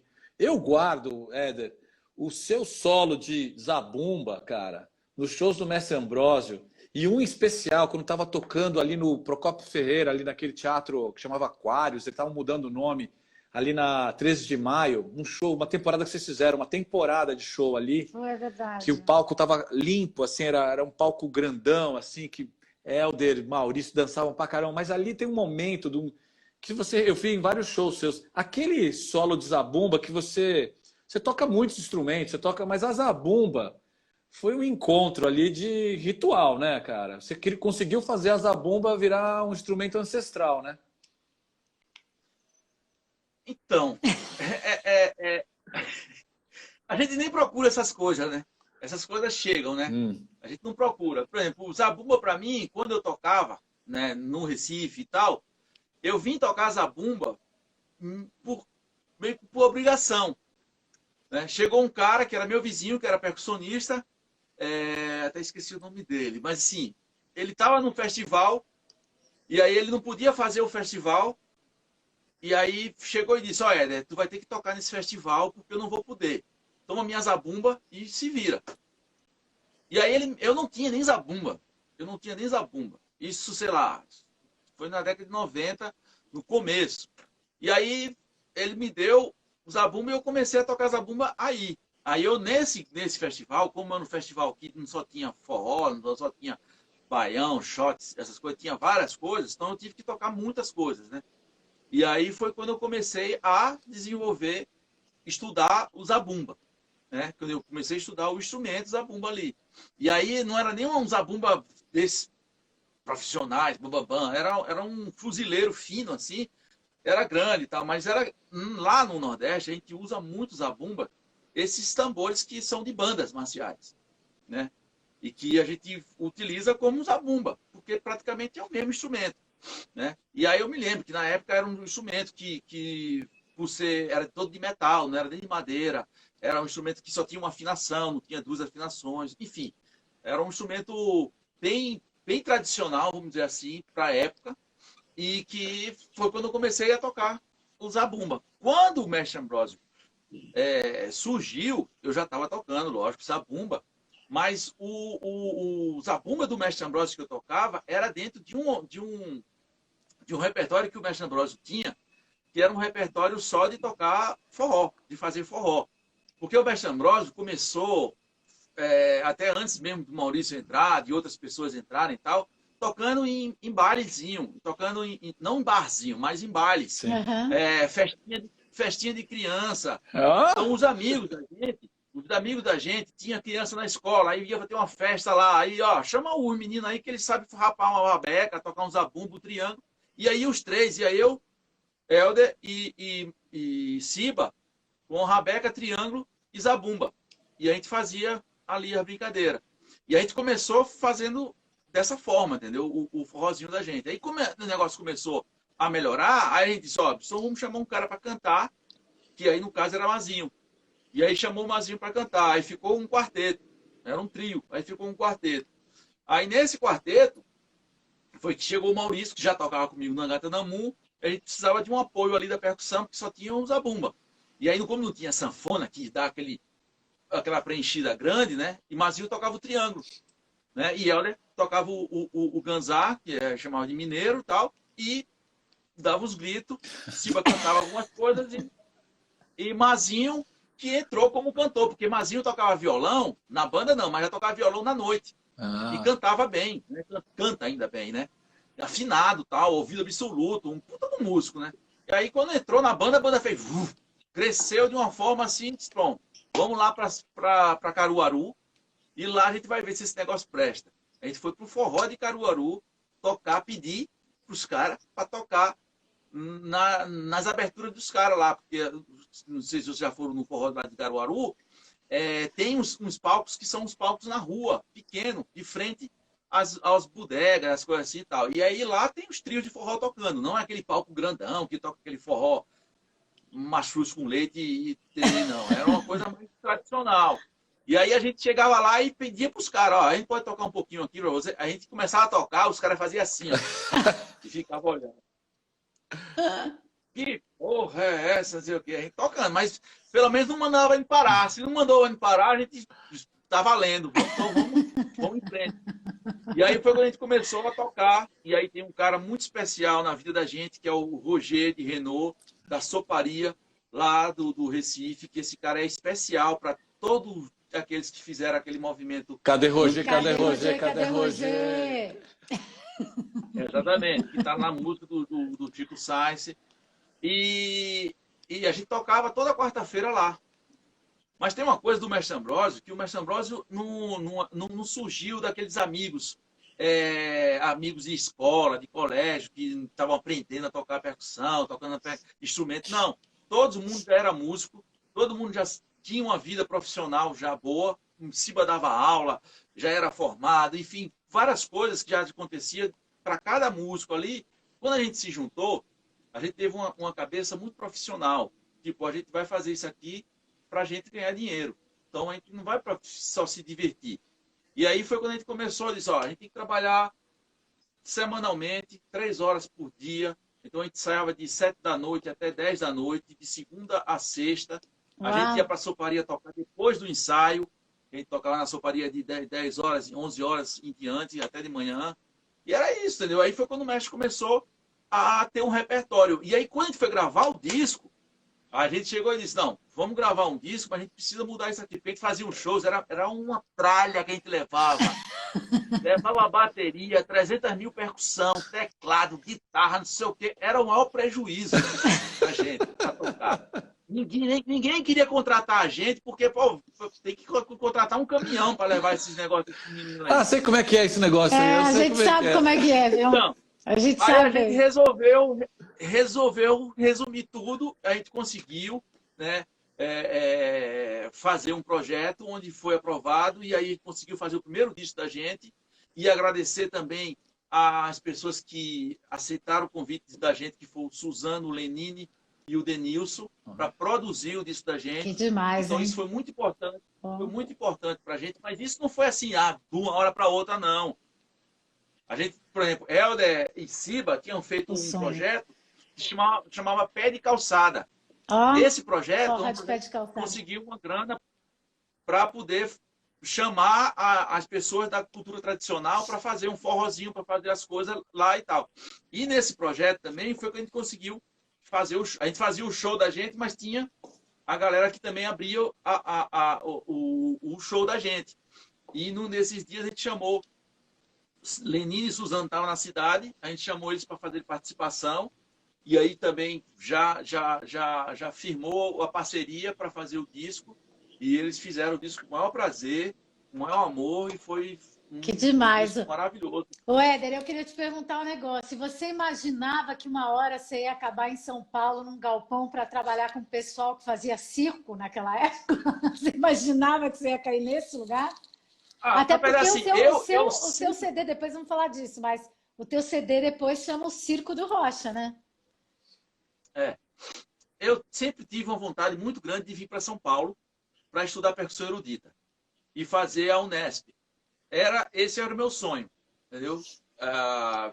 Fui fazer cursos em Brasília, vim para São Paulo para fazer algumas coisas, fiz em Londrina e tal, que na época o meu mundo era a orquestra sinfônica, era trabalhar a música erudita. Então, a primeira vez que eu vim para São Paulo, em 92, foi para o encontro de percussão erudita que teve no Memorial da América Latina, que eu vim para assistir, e o Carlos Stasi, que era um dos professores, alunos, professores, enfim, mentores do projeto, me recebeu. Eu fiquei na casa de um Rocha também, né, lá no Paraíso, e acabei, o Fernando Rocha, e acabei gostando bastante de São Paulo, e disse, não, eu vou voltar para esse lugar aqui, eu vou estudar percussão e tudo mais. Aí entrou o Mestre Ambrosio na minha vida, e eu deixei tudo de lado, essa coisa de percussão erudita, né? E aí voltei para São Paulo em 94, com um projeto lá do Recife chamado Hack Beat. Hack Beat, a gente veio para São Paulo, veio de ônibus, um monte de gente para São Paulo. Isso foi um bafafá grande lá em Recife, porque como é que essas bandas de Recife vão para São Paulo, mas tudo de ônibus, não sei o que, a gente todo mundo fretou um ônibus, botou todo mundo dentro do ônibus e vamos para São Paulo. Veio para cá, a gente fez show aqui em São Paulo, e aí depois a gente viu, não, vamos voltar para São Paulo. Quando a gente veio para São Paulo, a gente já tinha um disco gravado, a gente já tinha feito turnê na Europa, então, e a gente já conhecia o Chico César, que foi o que abriu as portas para a gente. Maravilhoso, Chico. Apresentou a produtora deles, e a produtora deles comprou a briga, chamou a gente para São Paulo, e quando a gente chegou aqui em São Paulo em 96, a gente ficou tocando numa casa chamada Blém Blém, que era na Vila Madalena. Sim. Tocou durante 3 meses nessa casa, que pagava as contas da gente, porque a gente trabalhava para pagar as contas só, né? E aí o que acontece? Nessa época a gente deu certo aqui em São Paulo, e aí a gente decidiu ficar em São Paulo. E a gente só foi para o Recife para dizer para a família que a gente ia morar em São Paulo, e veio todo mundo morar junto em 97, lá na Aclimação, todo mundo morando junto em São Paulo. E aí quando chegou em São Paulo, morando em São Paulo, foi que eu comecei a ver o tamanho desse movimento de Recife, fora de Recife. Que legal. Até então eu era um recifense em Recife, sabendo que a coisa estava se transformando. Mas quando você sai de Recife, vem para São Paulo, e aí você vê as pessoas falando sobre Recife, falando sobre Chico Science, Mundo Livre, e outras bandas, né, que surgiram lá, e o Mestre Ambrosio chegar para fazer um show, e as pessoas, em vez de estar com disco, estar com fita cassete. A gente é velho, né? Eu não, você. A gente é velho, a gente é velho. Sou eu, né? Só eu, ó minha barba preta, a minha barba, eu não tenho barba branca. Mas como é que você chega no galpão? Como é que você chega no galpão da Nosticros, Zé? Então, aí o que acontece é o seguinte, demorou um pouco para eu chegar lá, mas eu cheguei. Eu não queria. Chegou, deu aula, tomou conta geral, fez trilha de espetáculo. Foi incrível. Teve um amigo meu aqui em São Paulo, que é o André Bueno, o Dedéu, que ele foi o que era era integrante do Baque Bolado na época. E aí ele me convidou para assistir a apresentação do Baque Bolado. E na época era Maracatu, Baque Bolado. Isso. Aí eu fui assistir e comentei com ele, ó, velho, os caras estão tocando maracatu, toca um pouco do negócio, mas não é só maracatu. Aí ele falou, mas a ideia dos caras não é só tocar maracatu, é misturar tudo isso, é um grupo de percussão. Tocar maracatu, tocar samba reggae, Ijexá, tocar um monte de coisa. Aí eu perguntei, mas para que bota o nome de maracatu? Se não toca só maracatu, bota batucada, bota alguma outra coisa. Aí eu comecei a conversar com ele, a questionar isso. Aí ele chegou e disse, vem cá, por que tu não vai lá e fala para os caras e dá aula para os caras? Mas antes de começar a trabalhar com eles, o que é que acontece? Eu recebi um convite também do Nóbrega, que fez um projeto no Sesc Ipiranga e queria mostrar lá no Sesc Ipiranga várias oficinas de cultura popular. Eu fui nessa oficina. Eu fui nessa oficina com você, aí, sozinha, só fui eu, Danal, não foi ninguém. Tipo, incrível. Parabéns. Incrível. Então, aí nessa oficina foi que eu comecei a expandir um pouco o conhecimento que eu tinha. É lógico, aí depois teve várias outras coisas que eu fiz. Vamos ter o Teatro Eugênio Kuster, que aí foi lá nesse teatro que a Renata Amaral, junto com a Barca, Sim. Ficou tomando conta do teatro, né? Porque tem essa coisa de tomar conta do teatro durante um tempo. Ela ficou o ano fazendo a programação do teatro, aí me chamou para fazer a oficina lá, eu fiz a oficina lá, e fiz oficinas no Conservatório Souza Lima, através da Miriam Capua, que também para mim é a minha madrinha aqui em São Paulo, e o meu padrinho é o Paulo Campos também, que a gente se encontrava sempre lá no Paulo Campos, para fazer uma batucada. Então, o André foi que fez eu conhecer o Baque Bolado. Que deu a liga. E aí, o que acontece? O Baque Bolado me chamou para entrar no grupo, que a galera lá é sempre gente boa, e convidava todo mundo para participar.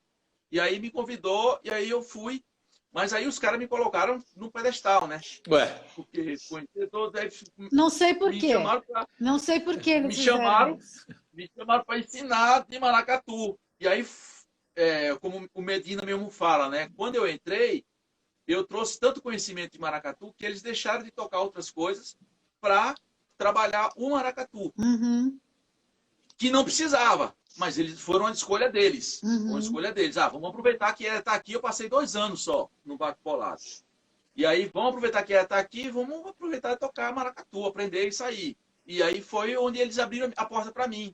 E aí, com a relação que eles tinham com a Nau de Ícaros, foi que eu cheguei na Nau de Ícaros. Foi maravilhoso. Eles me convidaram, Éder, tu tá dando oficina, vamos lá trabalhar com a gente. A gente está dividindo os trabalhos com a Nau de Ícaros, e seria interessante você levar o seu trabalho de maracatu para lá, dava as aulas para ele e, ao mesmo tempo, expandia esse conhecimento para quem quisesse fazer as aulas. Foi um semeador, né, Éder? Foi um semeador, né, cara? Oi? Ali você espalhou as sementes para muitos lugares, né? Eu acho que eu percebo essa coisa da cultura pernambucana em muitas manifestações, Nóbrega, nosso vizinho por tanto tempo lá na Vila Madalena, mas aquela prática que você tinha da gente ir para as ruas, entendeu? Dos arrastões, aquilo semeou algo na cultura paulistana que acho que contribui muito para o movimento até do carnaval que a gente retomou hoje da música na rua, né? Eu acho que ali nasceu coisas bem interessantes, ajudou a semear muita coisa. O senhor tem uma participação bem forte ali, hein? Na verdade, eu fui favorecido por muitas coisas. Eu tenho que saber o meu lugar, né? E não ficar me gabando.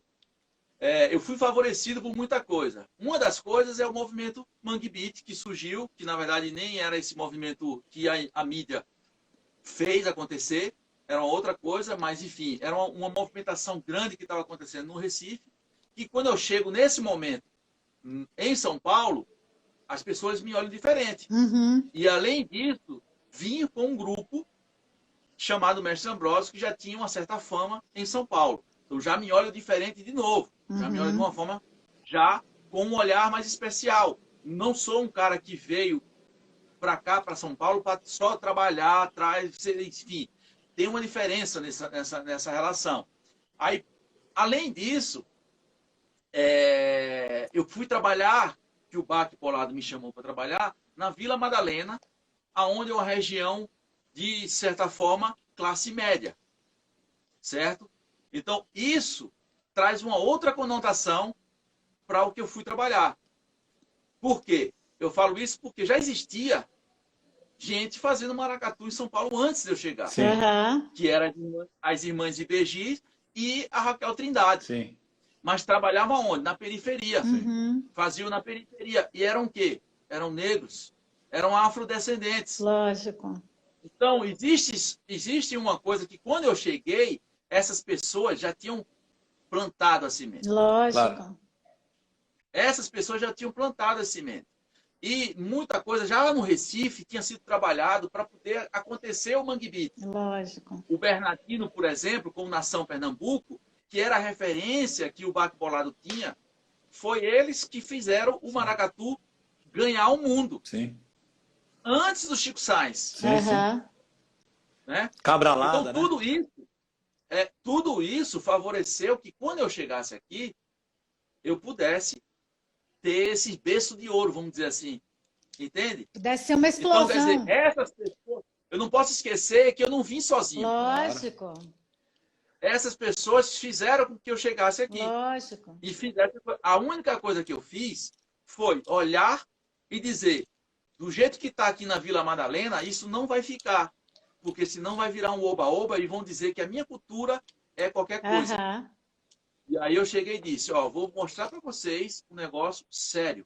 Como é que é a seriedade da coisa. E vou falar dos meus. Que os meus eram quem? O Estrela Brilhante, Mestre Walter, Mestre Maurício. Então, essas pessoas que são os meus. Quer dizer, que vieram comigo dentro do meu matulão. E aí eu comecei a fazer as oficinas e isso se expandiu. E aí depois disso, várias pessoas expandiram isso para o resto do Brasil. Né? E não só eu, mas como pessoas do próprio Estrela Brilhante também expandiram isso para outros lugares, né, do mundo, enfim. Ô, Éder, coisa... deixa eu te perguntar uma coisa. Quando você fez a trilha para a animação, no espetáculo da Anal, você fez a trilha da animação para a gente. Você já tinha trabalhado fazendo trilha para outros grupos de teatro, de dança? Não, a Anal foi a primeira, porque eu sei que você trabalhou muito como Strab, você trabalhou muito depois com o... Ah, esqueci o nome do menino, gente, do céu, esse bailarino que eu amo. Pernambucano também. Ah, que o Beto dança junto, Jesus, exterminei o nome dele completamente. Não, que o Éder faz tocando bateria no meio de todo mundo, com as filmagens. Disso, dessas trilhas. Não, o Jorge Garcia. Jorge Garcia, ufa! O Jorge Garcia, eu vim trabalhar na companhia dele um pouco depois, né? Sim, depois da gente, sim. É mais recente, né, Jorge Garcia? Jorge Garcia. Embora eu já conhecia ele antes, mas, por exemplo, quem teve espetáculo dele que quem fez a trilha sonora foi o Maurício, não eu. Ah, sim. Entendeu? Ah, não sabia. Mas ele tocava. Ele usou algumas músicas do Mestre Ambrosio para fazer a trilha e tal. Mas eu fiz algumas coisas no Recife, né? De trilhas e tal. Mas eu me preparei, estou fazendo cursos de sonoplastia, de não sei o quê, tudo lá no Recife, para esse tipo de coisa. Quando eu cheguei em São Paulo, aí foi que eu comecei a ser requisitado para fazer outras coisas, né? Pela questão mesmo da aproveitar que é um pernambucano que está aí e vamos fazer as coisas. E aí, a Naldo Ícaros, eu trabalhava com eu fazia parte do elenco do Homem Strab, né? Eu fazia parte do elenco, então eu não era o responsável pela trilha, eu fazia parte do elenco, então era um elenco coletivo, então a trilha era uma coisa coletiva, então eu nunca assinei ali. Eu vim assinar a minha primeira trilha realmente com a Naldo Ícaros. Depois foi que eu fiz o Nova Dança, né? Aí depois fui trabalhar com o Jorge Garcia e comecei a fazer várias outras, mas a primeira trilha que eu assinei, Éder, fazendo a trilha, foi a Naldo Ícaros. Que maravilha, e que o Cego sorte Oliveira? a nossa. E o Cego Oliveira? Conta aí. A tua experiência no Cego Oliveira tocando nas Utreias. Lembra disso? Não, ali as Utreias a gente ficava... eu chamo de inventar, né? A gente ficava inventando. Boa. Inventando porque a missão da gente como artista é isso, né? É inventar, transformar a vida da gente. E o Cego Oliveira é um trabalho que eu já fazia antes das Utreas, né? Eu fazia antes porque eu pegava as músicas e tocava em cima das músicas dessas pessoas que tocavam instrumentos tradicionais, mas que não tinha percussão. E aí eu colocava percussão em cima. Então eu propus para Arnaldo Icros, numa das Utreas, fazer isso. Mas aí o que acontece? Não poderia ser só eu chegar e tocar a música, né? Por quê? Porque a relação do Arnaldo Icros, que eu estava lá já dentro, já envolvido com aquilo, tinha todo um apelo cênico, né, que tinha que ter. E aí foi quando veio as ideias. Não, eu estou tocando uma música de um cego, então vamos fazer isso como se fosse um cego. Mas eu não sou cego, não vou furar meus olhos, né? Aí eu peguei e vedei, né, meus olhos e toquei a bateria com os olhos vedados, né? Com projeção, com gente pendurada, foi demais. E a gente dançava, eu e a Leca, a gente dançava um monte também. Foi super linda essa performance, foi incrível. É interessante, assim, trabalhar na Arnaldo Icros, porque, assim, foi um primeiro lugar que eu pude mostrar alguma coisa fora Mestre Ambrósio, né? Além do Homo Strab, né? Porque quando eu vim para cá com o Mestre Ambrósio, o que acontece? Todo mundo achava que eu era um zabumbeiro só. Aquele cara que toca zabumba, toca alfaia, não sei o que, nunca tinha me visto tocando bateria, tocando conga, tocando alguns instrumentos que é um instrumento de percussionista que eu já tinha estudado bastante, tocado já durante 10 anos ou mais, e que eu tinha conhecimento disso. Mas chegando em São Paulo, foi o que eu falei, fiquei muito fechado, né, pela exclusividade e pela relação de tanto trabalho com o Mestre Ambrósio, que não tinha outra opção a não ser trabalhar só com o Mestre Ambrósio. Mas, por exemplo, o meu disco que eu fiz em 2003, ele começa quando eu venho para São Paulo. Ele começa a ser idealizado quando eu venho para São Paulo. Porque aí o que acontece? Eu tenho um momento ali que eu posso parar e pensar em mim. E não sair correndo feito louco, tocando com um e com o outro. Uhum. E já que eu estou tocando com uma banda só, eu posso pensar em mim e posso ir fazendo a minha...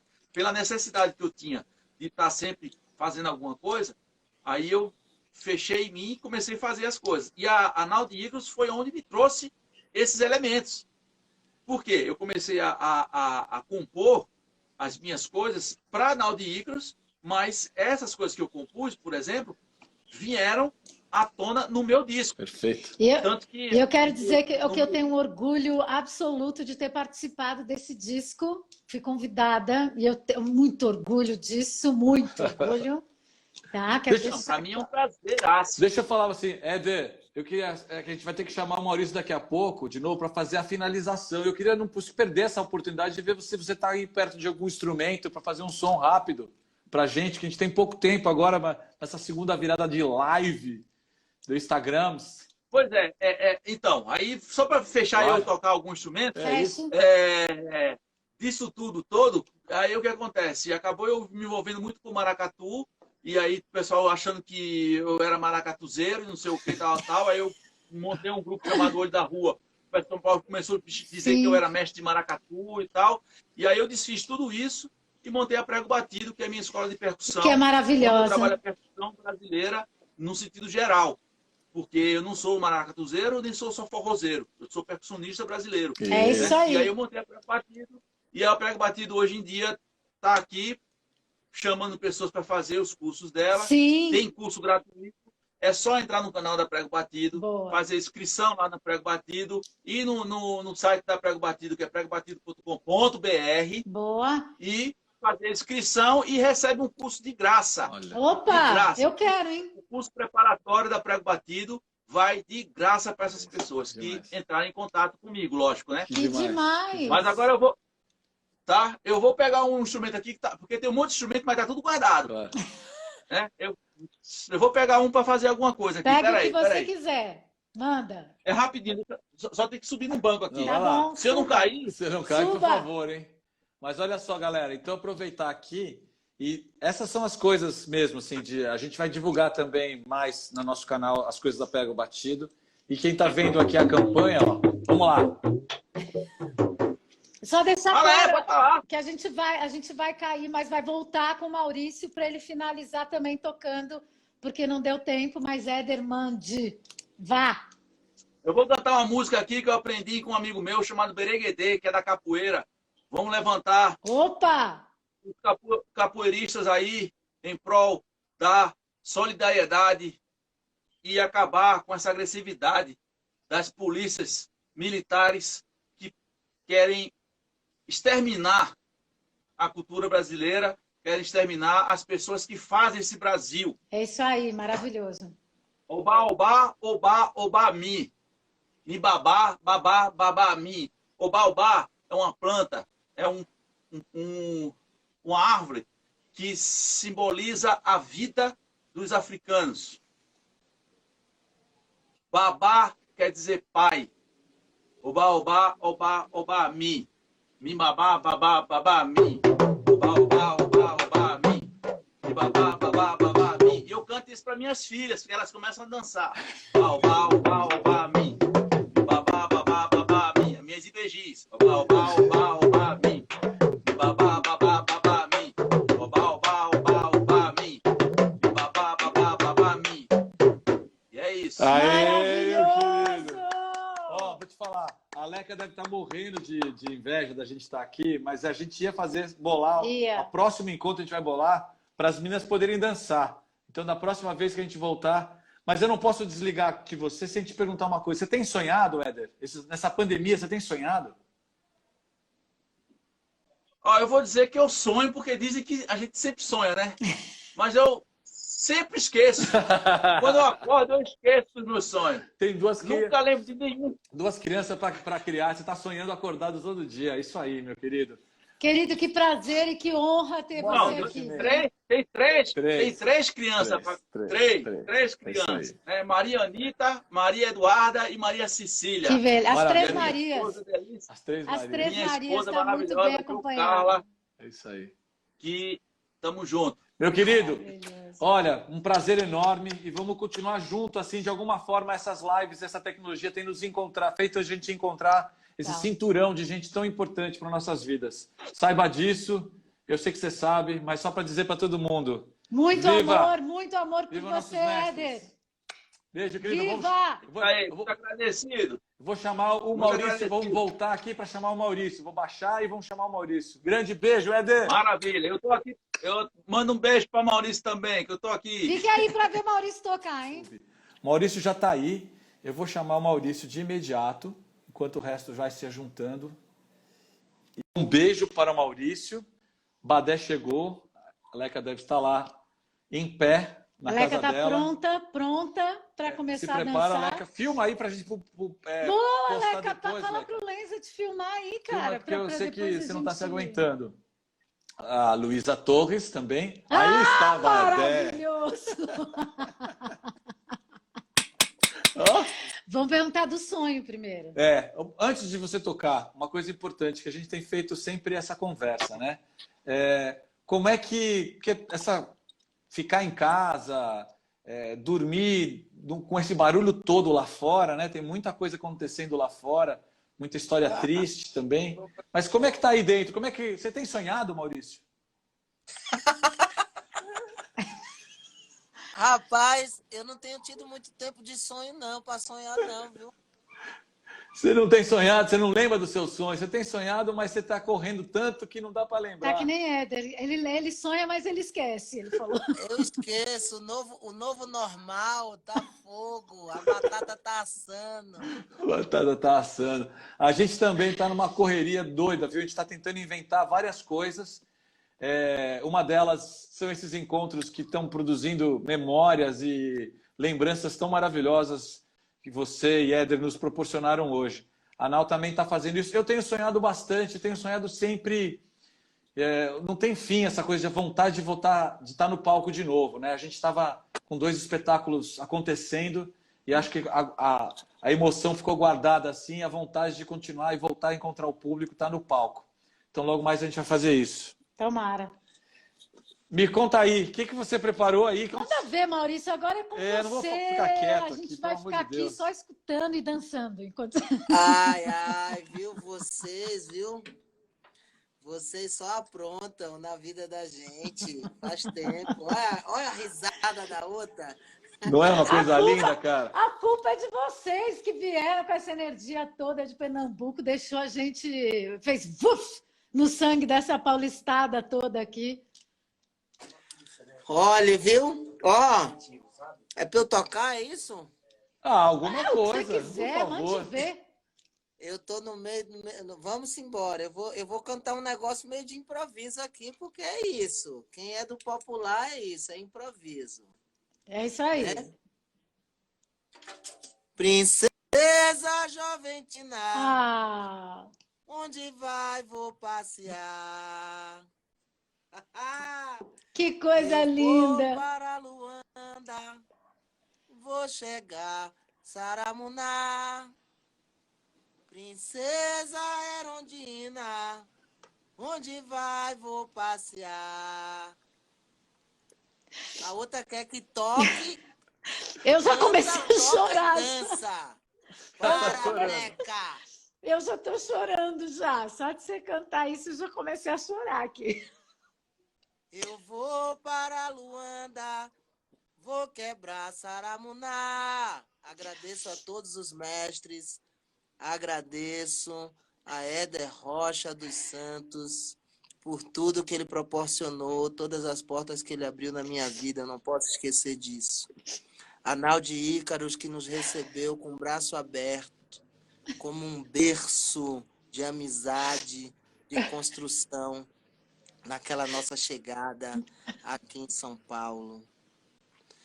Eu vou para Luanda, vou quebrar Saramuná. Eu vou para Machá. Eu vou para Luanda.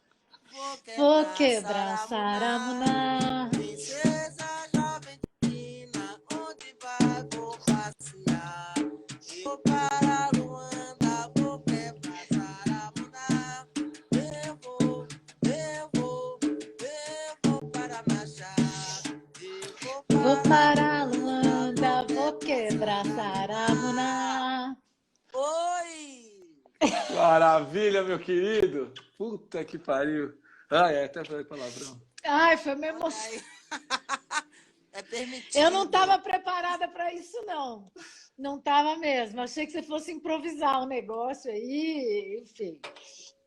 Meu querido, olha. Eu vou para Olinda ver o farol que tem lá. Aí lá, nas festas da Naldi Ícaros, a gente cantava coco de roda também, coco seco, e hoje a gente se juntava e ficava tocando e cantando e dançando. No nosso aquecimento das aulas de maracatu, dia de domingo, também tinha coco de roda. Anda. Eu vou pra Olinda ver o farol que tem lá. Eu vou pra Olinda ver o farol que tem lá. Mas quando eu passar lá no alto da colina, trago um cordão de menina pra tomar banho de mar. Oi! Maravilhoso! Maurício, quando é que a gente vai juntar, cara? Ó, a gente tem uma promessa já. A Érica criou uma ideia, já um slogan, que é a Outreia de 2021. Não pode contar, é segredo, é segredo. A gente vai ter essa festa. Não, mas vai ter essa... Tem mais coisas, assim, já tem até patrocinador, já dessa festa. E a gente vai fazer isso, vai reunir essa energia maravilhosa e incrível para a gente construir os novos mundos, ajudar a germinar novos mundos para nossos filhos, essa criação toda que está vindo por aí, cara. Essa festa vai ser pesada, né? Essa festa, a gente tem que dar uma despedida. A gente falou, amor, beijo, a gente se vê no final. A gente vai ser que nem a sambada, vai começar às 8 da noite, vai até... Sem fim, não. Vai ser um negócio, gente. Agradeço esse tempo todo que você dedicou nessa sexta-feira à noite. Sei que você está aí trabalhando. Cara, um amor enorme que a gente gostaria que estivesse sentindo. Todo mundo que está por aqui emanou. Incrível.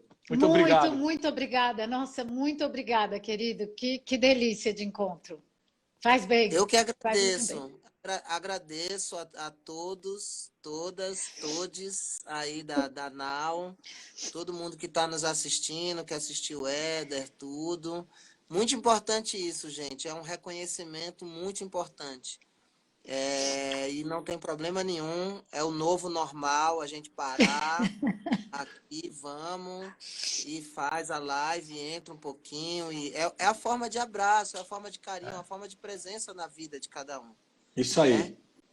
É isso aí. Termine como você quiser agora. Você que manda. Termine como você quiser. Manda ver aí, ó. Olha, o Éder cantou? Cantou Eu vi só a barba dele, rapaz. Tá com a barba bonita danada. O cara cresce tudo ali, né? Roupa, a barba dele. Ó, eu tenho que agradecer em nome da Leca, em nome do Álvaro, em nome do Celso. Que devem estar tão emocionados ali, tão felizes como a gente Celcinho. aqui, cara. E um monte de gente que apareceu aqui na live das antigas, o Barba, a Aninha, uma galera que apareceu aqui para agradecer. O Barba é patrimônio nosso, gente. Patrimônio, amigo do coração. Tem que fazer uma estátua desse homem. Tem mesmo. Inaugurar em vida. É isso aí. Ele é maravilhoso. Eu lembro dele indo lá no Remeleixo, tocando lá com o Jambendola lá. Olha só. Eu tô aqui no estúdio do Zé Negro, Barba. Ué, chama ele aí para fazer um oi. Zé Negro? Vem aqui, Zé Negro. Ó, Silvinha mandando beijo. Silvinha também, querida, que já esteve com a gente tão firme e forte, né, Silvinha? Ó, Zé Negro. Só aprontando, né, Silvinha? A última vez que a gente se viu, a gente estava saindo da casa da Leca, um pouco cedo da manhã, e a Luísa conseguiu bater no seu carro. Você lembra disso? Às 7h da manhã? Juízo! Eu lembro! Que bom! O Álvaro desceu de salto fui chamado alto. para essa festa, não. A Leca não me chamou, não. Leca e Lenza. Ih, Leca! Jararaca Snake! Aqui o Lenza tá lembrando aqui, Jararaca Snake, lançamento. Mas eu lembro que a gente desceu de tamanco, lembra? De salto alto da Luísa. Rolou uma mudança de tamanco. Vocês desceram. E aí bateu... a gente descendo a ladeira ali do Lenza. Aí, não, vamos experimentar descer. Ela falou, não, é difícil descer de tamanco, viu, gente? Vocês não tem noção. Eu falei, empresta aí o tamanco, vamos descer isso aí. Aí descemos de tamanco, os homens de tamanco, chegam lá embaixo, conseguimos bater o carro meu no deles. E aí a gente tava bêbado, eu falei, não, tá tudo certo. No dia seguinte foi ver, puta prejuízo. Capô. Quebrou tudo. Tá tudo filmado. O Lenza tem filmado isso. Que horror, que horror. Que horror. Ó, referências, viu? Muito obrigado pelo tempo aí, tava viu, lembrando galera? com o Badre aqui. Quantos anos de tudo isso? Muito bom. Muita coisa, muita coisa. Tem muita coisa pela frente. Muito obrigado, amigos. Muito amor, viu? Obrigado. Isso aí. Muito. Maurício. Obrigado, gente. Finaliza, amigo. Finaliza. Manda, Maurício. Ai, estava chegando a hora. Ai, está chegando a hora. Não pense que eu canto só, eu canto com Nossa Senhora. Ai, estava chegando a hora. Valei-me Nossa Senhora, todos os santos que me guia. Valei-me a Virgem Maria, todos os santos me adoram.